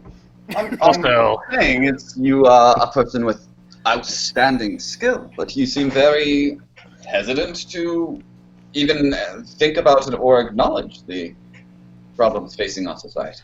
Now, Mirahim, I feel like I have to come to the defense of my friend here, since you keep attacking him. Yeah, thank you, Eka. The thing is, if you think that we have to fight everyone here and there to make things better, then you're no better than that Caladrius ghost man. Hey, I've seen Marcus. Marcus puts a smile on my face. That makes the world better. Now, I wouldn't... Don't you dare compare Marahim to Caladrius. Well, I'm just saying it's a slippery slope, maybe. I mean, I would agree, but... they're two completely different people, two different things. Now, Marahim, we've talked about this before. If you have to start a statement with, "I don't mean to offend," it's probably going to be offensive, and you probably shouldn't say it. I was simply making an observation. I did not mean to hurt your feelings in any way. Althea just puts her face in her hands, shakes her head, and I cast Minor Illusion, and I make a shovel, and I hand it over to Marahim. And you all come to a point in in your journey where there is another small forest. This one is filled with long dead trees. Well, not dead, but long gone to sleep for winter trees. No leaves, but they are much, much smaller than the other forest. You don't get the feeling that any of these are likely to come to life. And then you notice something in the distance. There's almost a wall of glass. But as you get closer, you realize that it's not actually a wall of glass. There's just this somewhat translucent, silvery wall. And then you notice that on the other side of it, even though it's, the beginning of winter out here, inside it seems to be mid-autumn. And it's actually mid-autumn. It's just that with you all being this far north, the effects of the changing of the poles is more effective. But past that silvery wall, it looks like it's almost a different season. It's almost a few weeks ago or something. And as you get closer, you notice that you are coming closer and closer to another person. A person pulling a cart.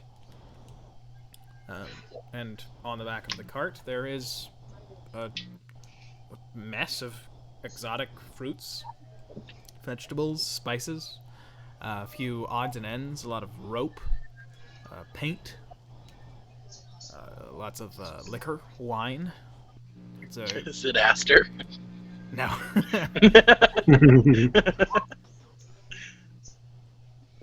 And yep, every NPC in here is going to talk like Polly Shore, Nathaniel. I'm going to run up and ask if... Yeah, excuse... Do you need any help? It seems to be quite a full cart you have there. Oh! Hello? Hi. Yes, my cart is very full. I'll be honest, and you notice he's a man in, like late 40s, He's in good shape, but he's certainly seen better days. Seems like he's maybe he makes very long trips, and it might be starting to wear on him after a life of doing it. Oh, of course. Orca, this man needs help carrying his cart. We need your big, strong muscles up here, please. Oh, I don't know if that's necessary. Where I'm going, there aren't many guests.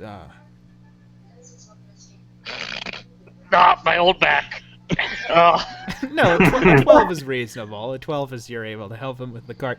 And you kind of just lift it from him. Like, he's still helping, but, like, you kind of just, without him really agreeing, Akka has just been like, yup! And you've got it up. You don't really need to go through. I would need to get permission to let you all come through anyway. So, let's not be hasty, right? I can take that. So, wait, what? Oh, okay, and I sit it back down. What? Oops. What is this exactly?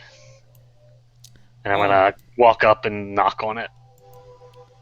Yes. It is a protective barrier of sorts.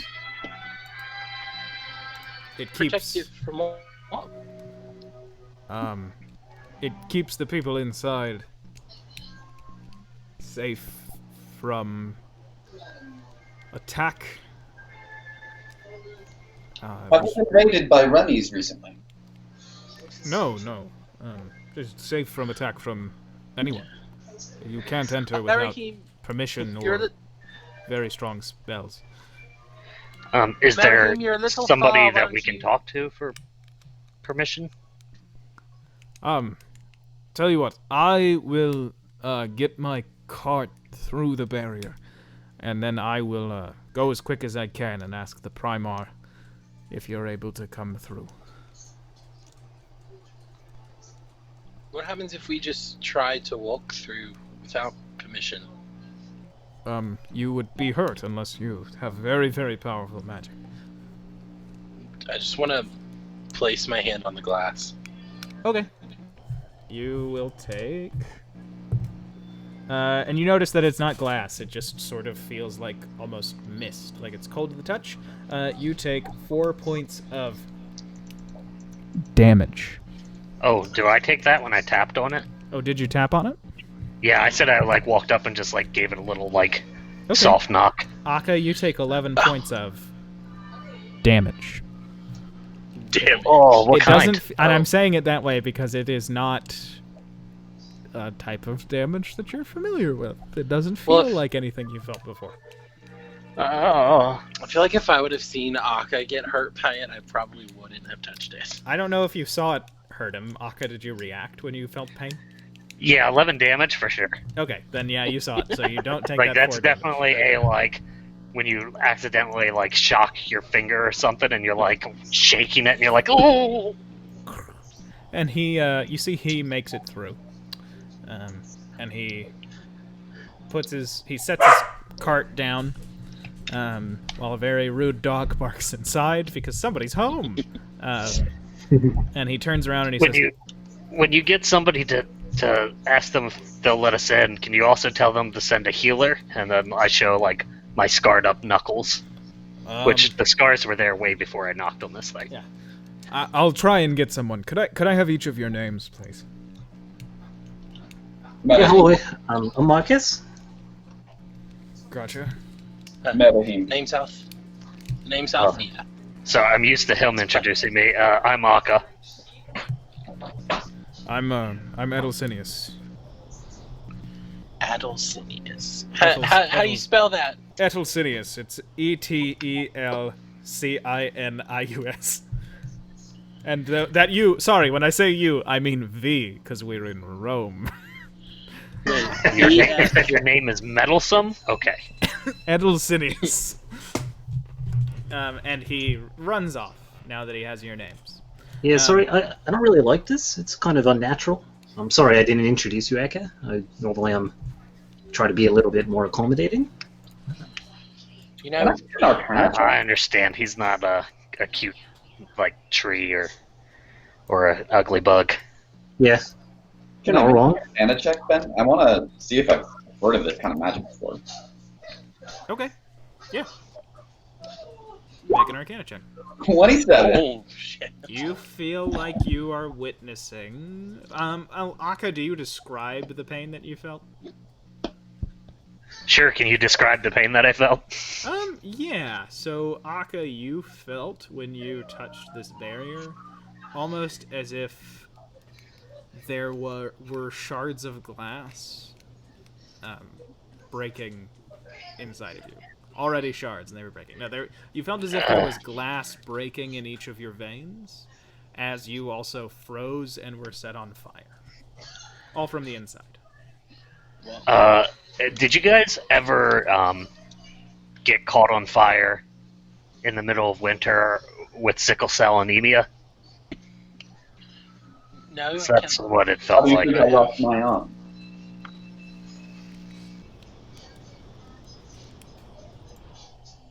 What'd you say, Mary? How do you think I lost my arm? Oh, I just assumed Althea did it because she's been getting pretty scary. No, I'm just kidding. I feel like I've heard of something similar to this in the past. Yeah. Well, you. Sorry, I completely forgot that I was leading up to that. That vaguely sounds like soul magic. Oh. Oh. Oh. Should we have given them our names? Not fey magic. Okay. But I did want to. Sorry, I did want to point to something. Who is older, Marahim or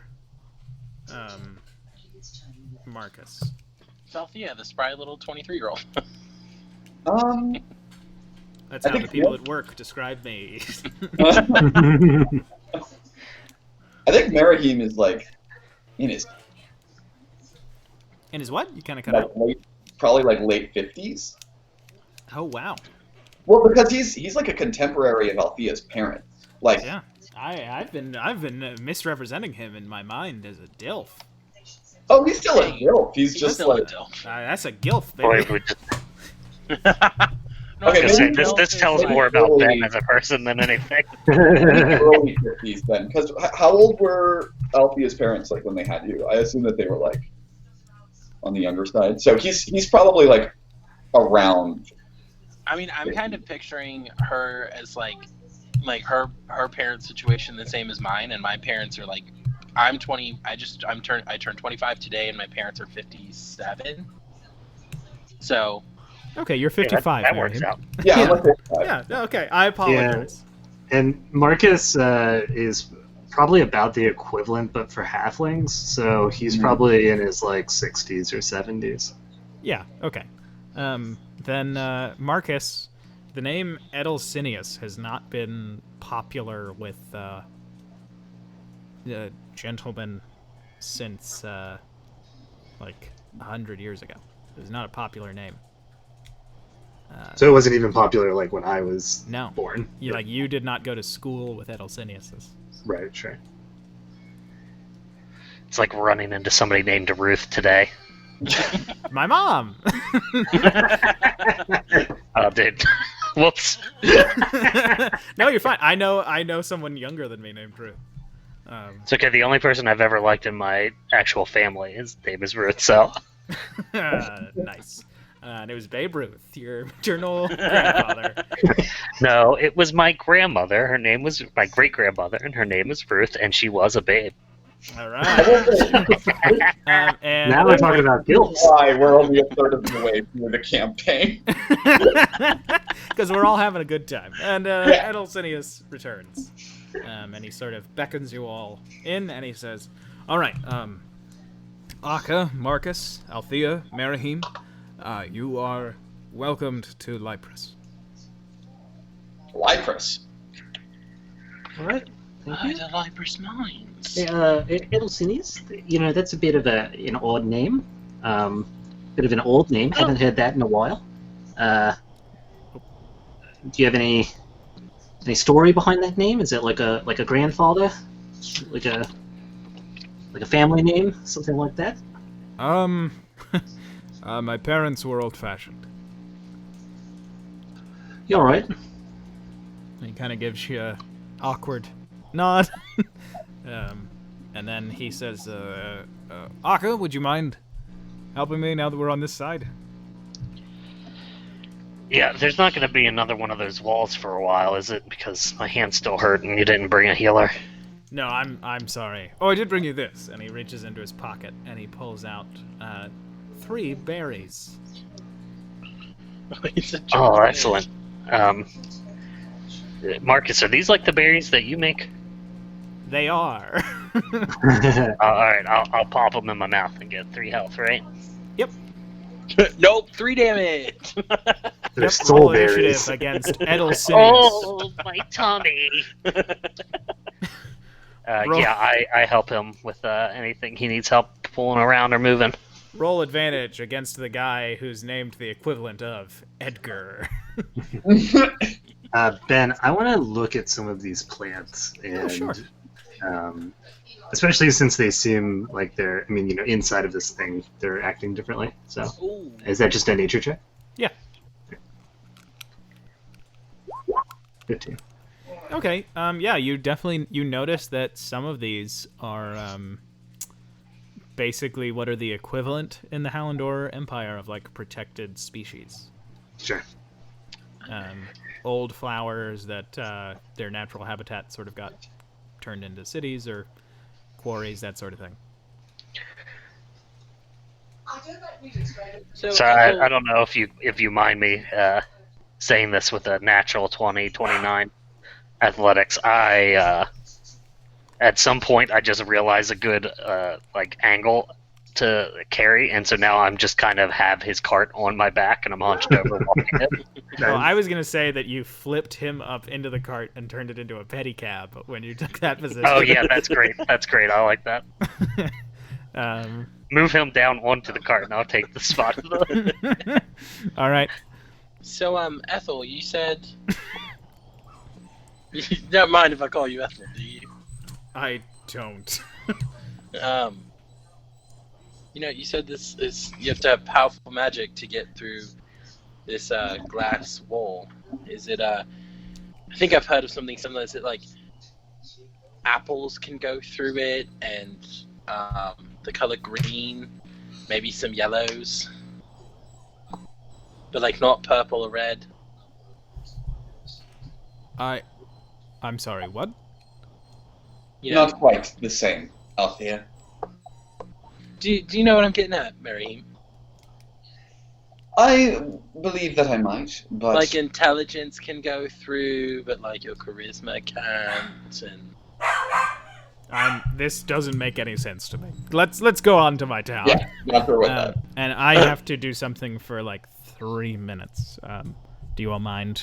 Yeah. Do you all mind vamping just without bullying Edelsinius? Yeah. I don't know if I can do that, Ben. I think, using our telepathic bond, I'm going to start having a conversation with them about soul magic. But wait, real quick, do you guys get it through the green glass door? No, I don't know what you're talking about. Oh, I Yeah, have to tell you about it after. Sure about that. What that is? Well, we have 3 minutes for you to tell us about it now, if you want. Yeah. Well, it's like one of those rules where you have to figure out the rules to it.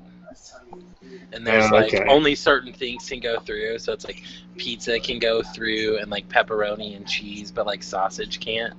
Huh. And it's anything with a double letter. Well, like can side by mushrooms go side. through? Because that's my favorite pizza topping. Mushrooms actually can go through. It's anything with a double letter next to each other. Oh, man. So like mushroom has OOM, which is why it's Yeah. the green glass door, because it's Oh, green yeah. with 2 E's, glass Uh-huh. with 2 S's, and door with 2 O's. Gotcha. Yeah. It's a lot of fun for car rides. But people get really angry when they can't figure it out. It took me like the first time someone did it for me, it was like an hour long on this car ride.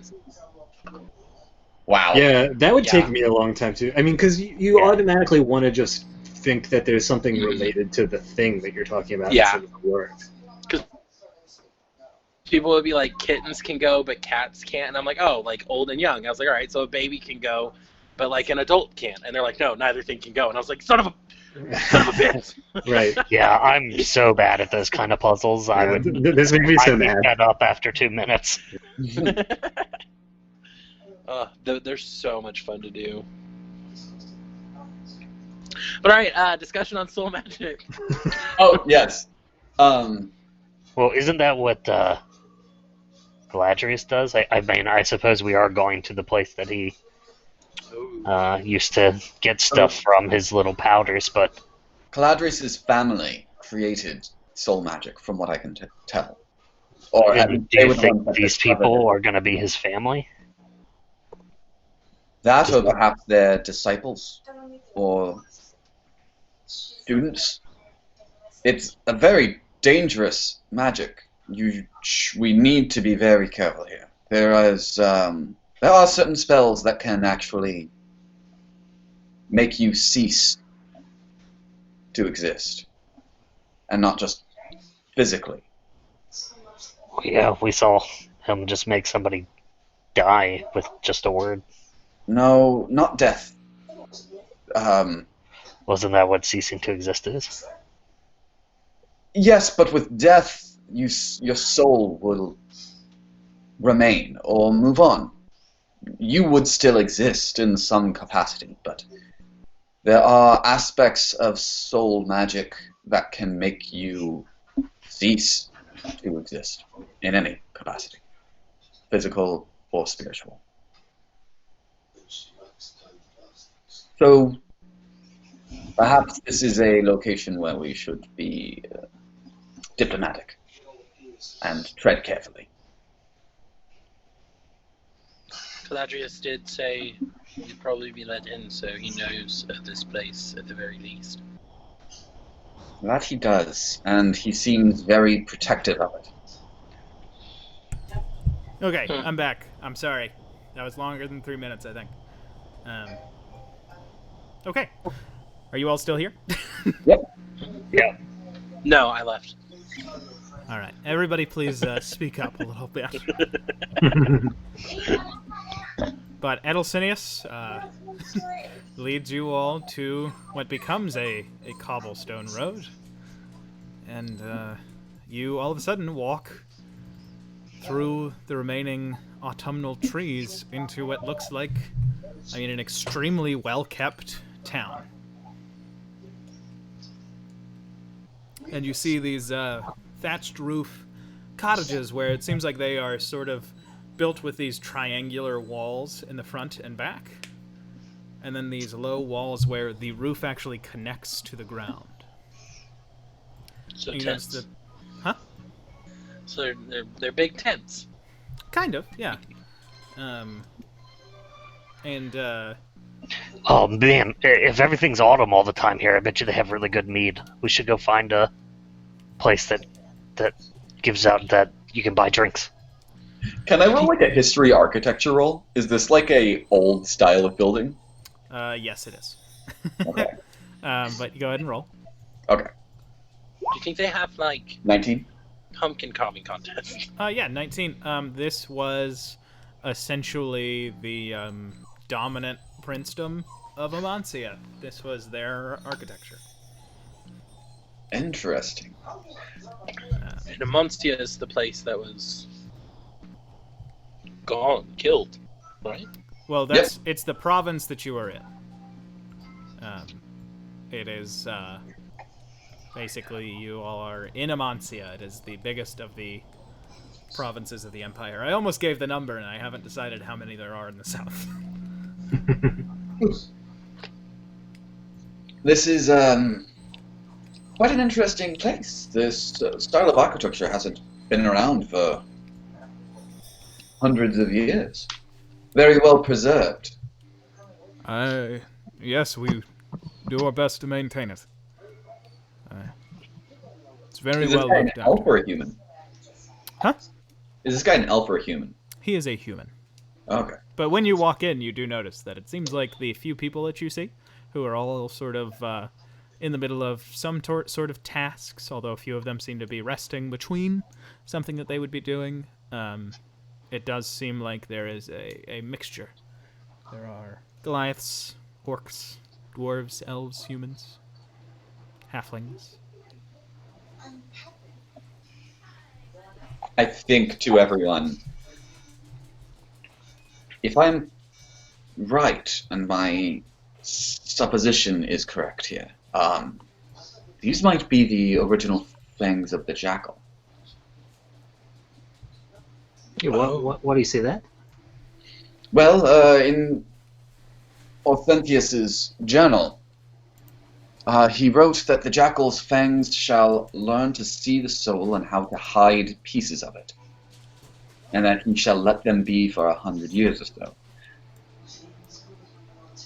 I just have a strange feeling that this is perhaps where souls are kept.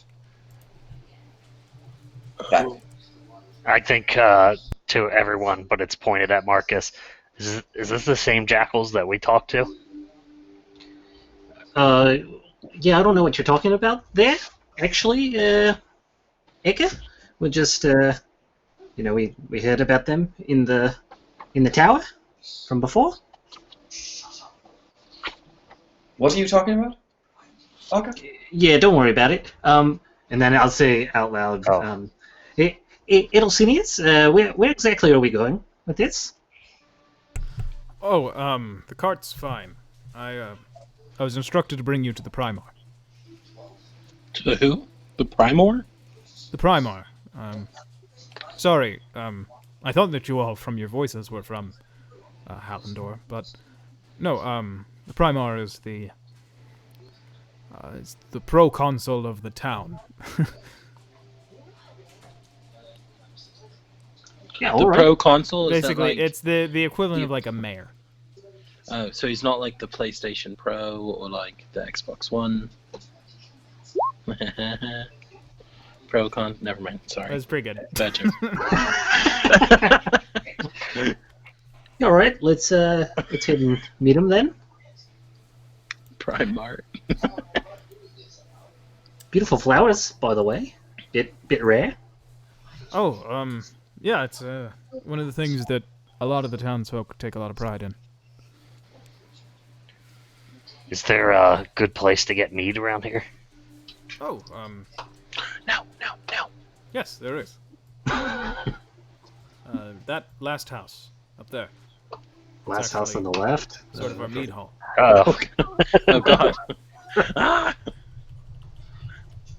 If you'd like, we can stop in. The Primar wasn't. She's not hasty. None of us are here. Oh. sounds Well, like now our that kind of image. That pace. sounds all right. Yeah, I mean, it's a bit unnatural, it's seeming, but like that, or do you? What's Oh a my- natural seeming Marcus? Woman in charge. No, what?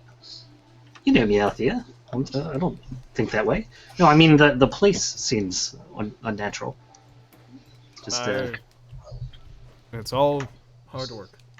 A little bit of magic here and there, but Are you like from here, or do you just trade here?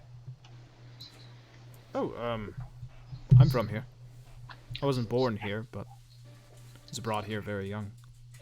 You've been here Like, for what quite a is long this time. place all about? If they like protect themselves with that fence? Well, it's protection. Right, but like, what kind of, I don't know. Is this just they like living here, so they put that up to keep themselves safe, or do they do something special that means they need that? You could say both. The Primar could explain it a little bit better than I could. Well, let's see if the mead explains it at all either. Alright, You said and- you were brought here really young. Was it like, did your parents move here, or Yeah. My parents, they're still here. My father used to do what I do. Wait, how old is this guy? He's like 30.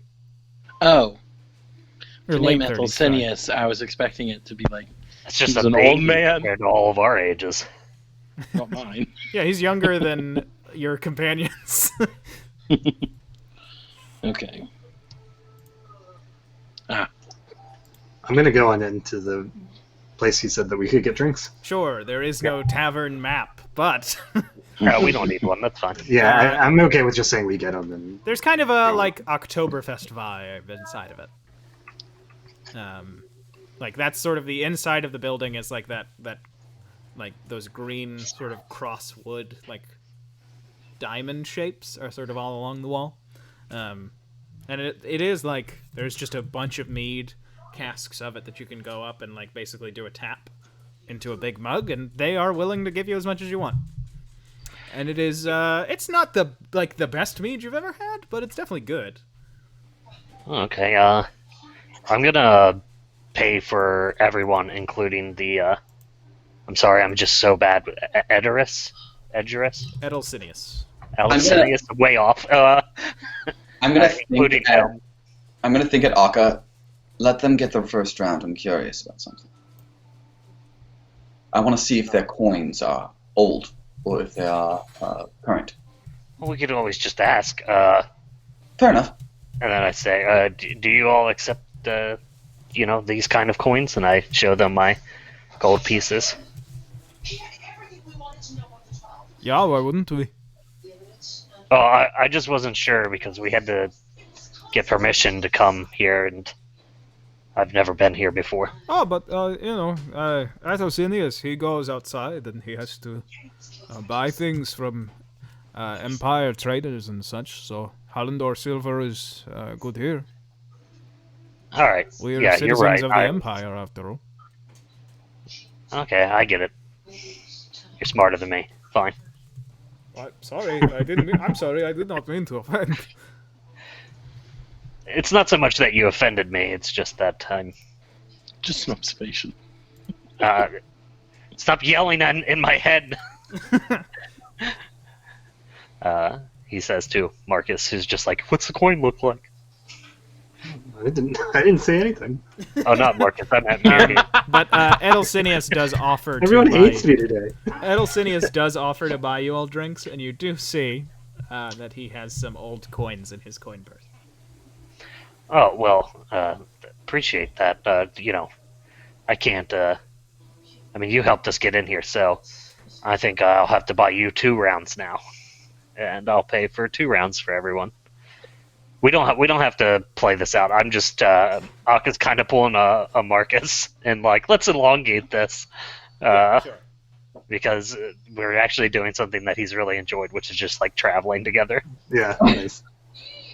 Yeah, okay. I'm going to be using this opportunity to like scan the room and kind of just like check things out and see if my suspicions are correct, that like everything here is kind of frozen in time.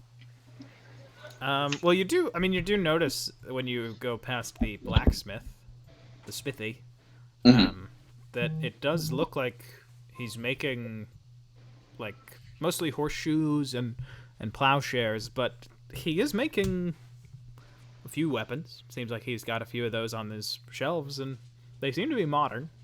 Okay. He's not making, bronze spears or anything. Okay, cool. And, sorry, I forgot about one token that I needed to make, so I am fine with you all killing a little bit of time. No worries. But you all follow Edelsinius, and he is going to take you along this path further. I'm gonna think to Marahim. Well, I can see that I can literally hear the cogs turning in your head. What are you thinking, Uncle Mayor? I just think that this place is fascinating. And I think that the people here are very old. I mean, he looked like he was only like 30. Yes, but with a name like his. I think this place was built, all of this architecture, it's ancient, for lack of a better word. They have modern weapons, but nothing about this place. I'm ready to go to the mayor's. I think he's very curious to talk to someone who knows what's going on. I was picturing this was. I was imagining this was just like on the way. Yeah. Yeah. I'm not stopping us to talk. I'm just talking while we're going. Yeah, totally. Okay, and you all make it to the next section of the town. You notice that there is, starting at this end of the map, it seems like there is like an upwards slope, sort of, kind of heading towards the mountain, and you see a mine. That's a big house. It's well, maybe it's a house. Maybe it's something else, too. It's the office of the mayor. It looks like a face. Yeah, it did, especially when he first changed it. It like loaded weird for me, and like some of the items on it were like white and very it looked high like mustache. Yeah, so like the place that's blacked out, like it's a whole unibrow. was white, so it looked like a gritting teeth, and then it had like a red tongue on it. I apologize for not designing a map that cool. Well, you did design it. We just it's like underneath. You subliminally designed it. Ben, I have a question about like gameplay question. I have something from 10th level divination called the Third Eye, and one of the things I just don't know what it is. It's called Ethereal Sight, which lets me see into the ethereal plane within 60 feet of me. What is the ethereal plane? In this world? Yeah. That's a very good point. Oh no! I forgot about a D&D thing that I've never run into in a normal game, so this world, it's very different. I think that the ethereal plane... I think that you would essentially see the world that spirits are able to travel through. But it would look very odd to you. But you would be able to see it. And if you want to use it now, I can describe what that would look like. And it won't sound very good. I'll make it sound better next time I have to describe it, but I will describe it this time if you would like. No. I can. No, I mean if you are going to use it, I would rather describe it to you now and let you do the thing that you want to do. But if you were just asking to ask, I was just asking because I was like, will that kind of be something like, would you want to share what the ethereal plane looks like here, or is that something you want to hold off on so you can? Because I'm fine either way. I'm fine to do it. I don't want you to hold back on role playing just because I was not thinking ahead. I wasn't thinking ahead either. I just thought that this was a cool place you've been describing. Yeah, I'll look into the ethereal plane. Okay. I can see into the ethereal plane within 60 feet of me until I am knocked unconscious. Yeah, and what you basically begin to see is you just see streakings of light coming from inside of this building, but everything else is gray. But each of the streaks of light that you see are different colors. Your companions, you don't see their faces. Instead, you see these sort of almost neon line shapings, similar to their faces, but they keep flickering and changing. Althea's is the color of like purple lightning in the dark of night. Akka's is the color of arena sand mixed with blood. And Marcus's is both the color of a very, very dry green leaf, but also sort of a very crisp page found in an old book. That combination of color. And they are all flickering between their own face, sort of. Not quite their face, sort of a dream version of their face, where you see someone and it is someone you know, but they have just a few things off. Yeah. Aka's face is the dream version of a face. But you notice that they are flickering into one of their soul bonds. Oh. So, like, Ooh. Aka is becoming an orangutan and then a songbird. Marcus is becoming a rooster. Like, they are all sort of shifting between those shapes. And since you are able to hear their thoughts, if any of them were sharing their thoughts, which I think maybe one of them is, like, oh, look, it's the house, or something like that. What you are realizing is that as their thoughts and action take on different aspects of their personality, that is the dominant shape that this ethereal look is giving them. Oh. And you feel like maybe this is something that if you didn't have some of the knowledge that you had recently gained, you wouldn't actually be able to see quite as clearly what was happening, and it would just be closer to what's in here through a wall, which is like a flickering of... It's almost like different colored flames. Interesting. Okay, yeah. So it feels to me like this is soul magic. It is Right. not far off. It feels like this might have been sort of a jumping off point that led to some discoveries of soul magic. Cool. Yeah, because I remember reading in the journal something about like the soul bond connection and like how that was affected. I'm very interested to learn more about this. Okay, I want to know what's in this house. All right, and All that your water. boy Edelsinius leads you to the door, and he knocks on it 3 times and then opens it up. And when you enter, you see that you are in... this building is like just a dome. Just a big oval dome. That is made of wood, but there's like a little bit of thatching on top.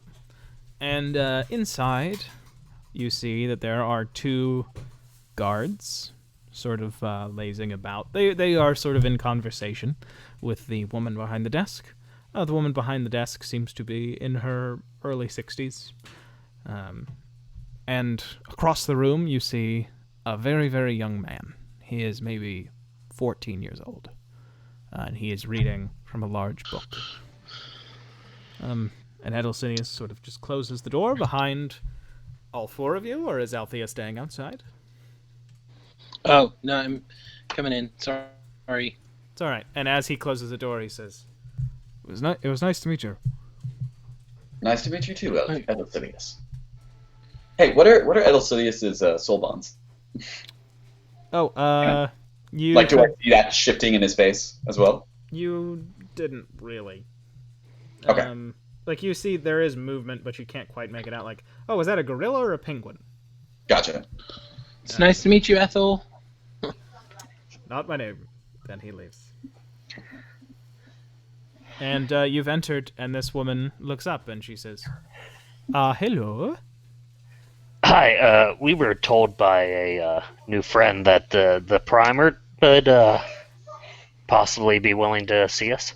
Yes, that is me. I'm the primer. Oh, I apologize. Nice to meet you, Primer. Nice to meet you. I'm Luigia. She holds out her hand. Luigi? I'm Amaria. Luigia is a Italian name. It is a real name. I would love it so much if every single party stopped making fun of me when I said a name and it sounded silly to you, because 100% of the names that I use are real names that people have had throughout history. You know what? That doesn't make it any cooler. That makes it sadder. There's That you're people like, in "It's history who real." have been dweebs. I just mean that maybe an Italian person might check out this stream and think, wow, cool, and then hear the name of their great-grandmother, Luigia, used for an NPC, and then hear people giggle at her.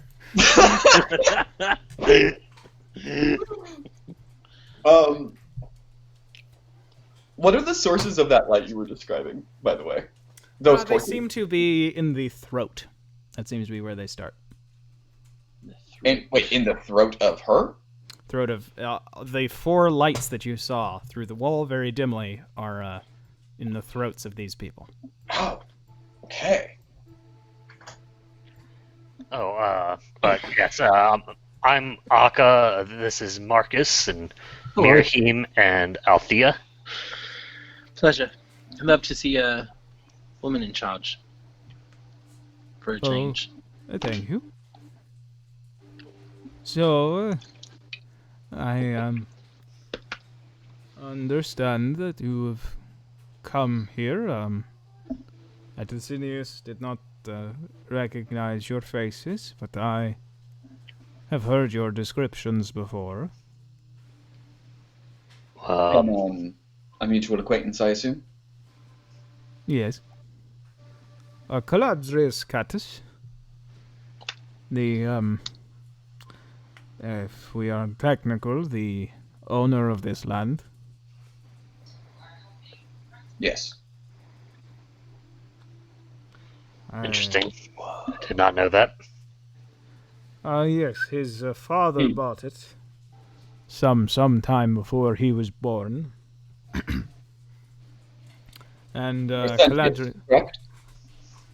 Oh, yes, Orsentius Catus. You have come here seeking answers, and I've been told that you are allowed to have them. But, I must make a request. If you are to go into the mine, please do not disturb anything that you see there that you do not recognize as an inanimate object. Do not disturb any bodies or tombs. Yeah, I don't want to do anything like that. Yeah, that doesn't really interest us. Good. Here for the mine. And just to clarify, by disturb, do not touch. So- Correct?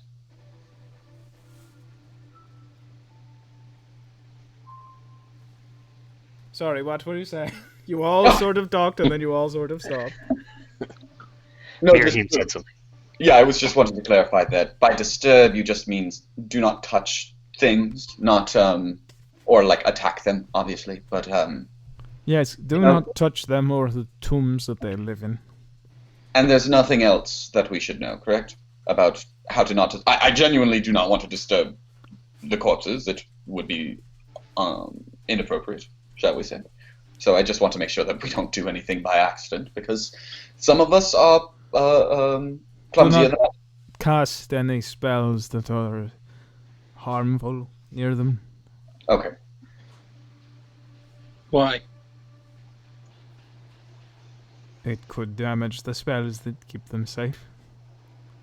It could damage the things that protect the souls that are kept within. Correct? Correct. Yeah, just a quick question, actually. Has Caladrius told you about the end of the world that he's planning? Yes, that is why we're all here. What do you mean? I suppose you are already here, so it does not just to let you know, but everyone in this town, except for Atrocinius and Lotharius, and she points at the young boy over on the bench. Everyone here, besides the two of them, if we die, that is the end.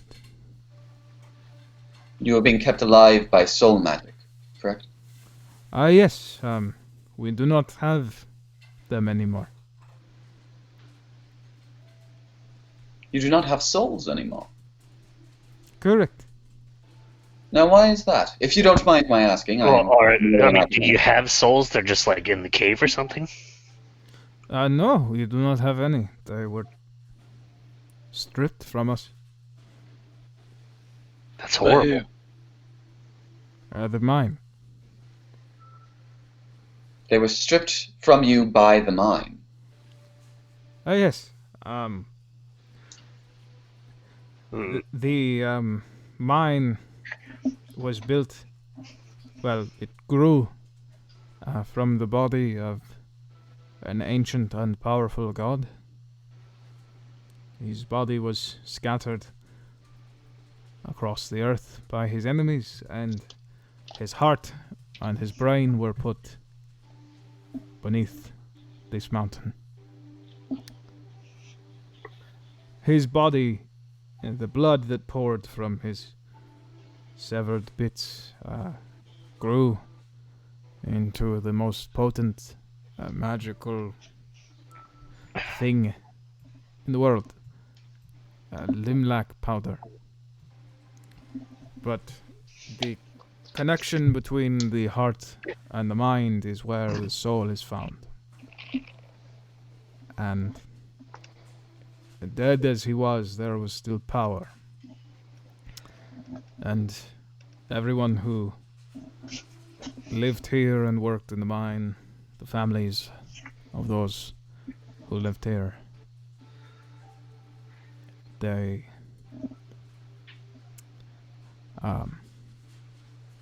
our souls were eaten away. And even when he found us, Caladrius' father could not find our souls.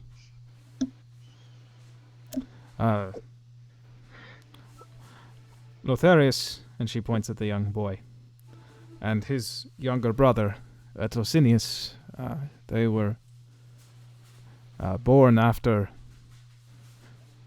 Caladrius. When Caladrius was a young boy, he discovered a spell that could prevent it from getting any worse for any of us here. And so the parents of Lotharius and Etrosinius, they were able to have 2 children that had their souls intact. So these boys are from here as well? Yes, and no, Lotharius was born here, and then both of his parents left and had Etrosinius. And that's why They Etrosinius returned. looks so much older. No, it's because Etrosinius is very brave. He leaves, and every time that he leaves, he ages.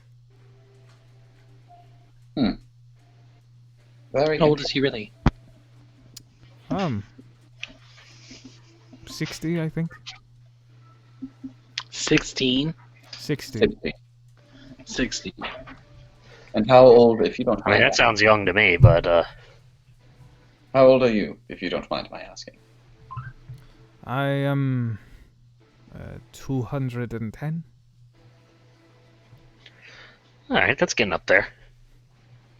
For a human, yes. Exactly. Yeah. Is she human? Yes, I am. I'm human. Oh, no, that was me asking you, Ben. Oh, yeah. So, Caladrius has he like stamped out the thing that the mind does to people? Like it can no longer steal souls? Yes. He has. Okay.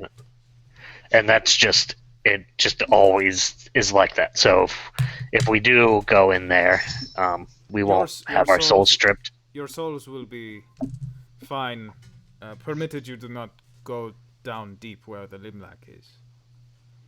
But you are able to go. We are able to visit our dead. We are Ben, able to see the bodies of our family members that we lost, just as Caladrius is able to see his mother and father. I use our telepathic link to say, I think Caladrius is literally soulless. that is an interesting theory, but Do we know? I might need to think on that. Do emotions, do the things we feel, do they come from our souls? I am not a philosopher, but I imagine. Oh, that was also. Well, in do the, you still have feelings? That I was do all in still the, have the- feelings. So no. Well, I was asking that in the telepathic bond thing. Oh, I'm sorry. In the group chat. Yeah. And now I don't want to be rude, but I am just curious. What is What does it mean to not have a soul? In practical terms, yeah. it's not very different. I did not have soul bonds, animal companions, but some people here did, and they miss them terribly. Yeah. When I look at her face with the ethereal sight, what do I see? Yeah, that's why all of them are flickering except for Edelsinius and Lotharius. You can see some of the animals, but for them it seems like there is like the memory of an animal, and that's it. Interesting. Wow. Okay. And she sort of looks to see if there are any more questions about her condition.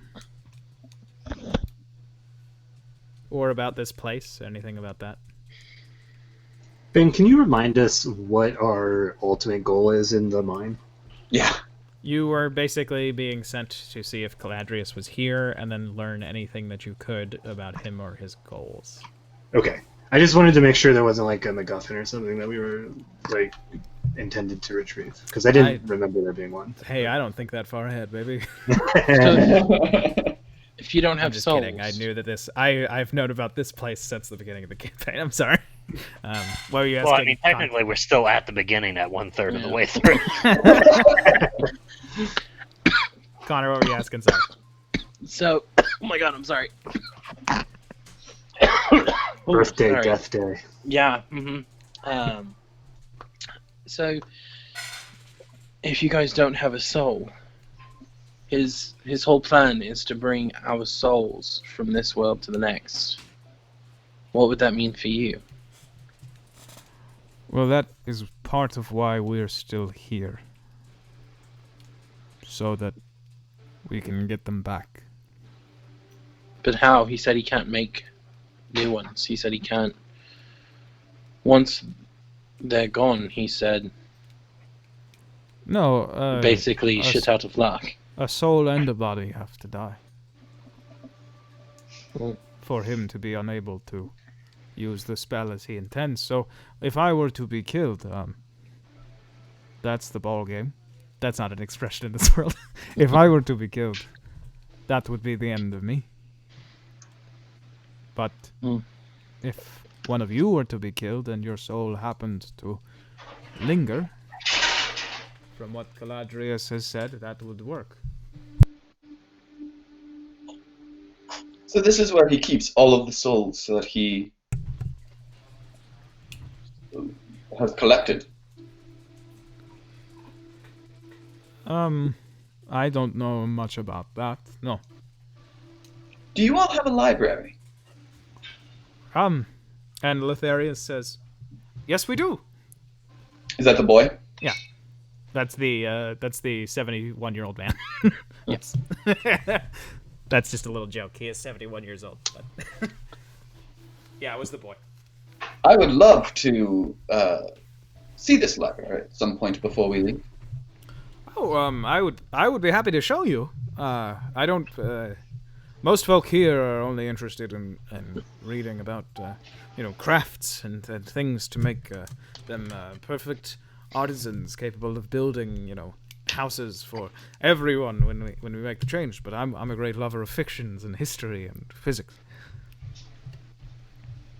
A like mind, I see. And just as you say that, this door slams open, and you see basically the only unkempt person since you've gotten here holding a crossbow.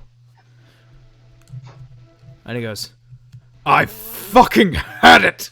And that's where we're going to end tonight's session. Oh. Thanks, Man, everybody. we Hey, everybody. get to Thanks. use our birthday Oh god, card. this guy's going postal after 300 years of living without a soul. Hey, everybody. Thank you for watching the Sunken World Saga. We'll be back next Sunday, because we're going to be having a slight schedule change just to make sure that we accommodate everybody involved in the stream. So we'll be back next Sunday with the Thorns, and if some scheduling stuff that I haven't mentioned to some people works out, the Thorns and the A-Team will be in next week's session. So please remember to stop by, rate, review, like, and subscribe, and follow us on Twitter. Bye, everybody. Yeah. Hi, everybody. Bye.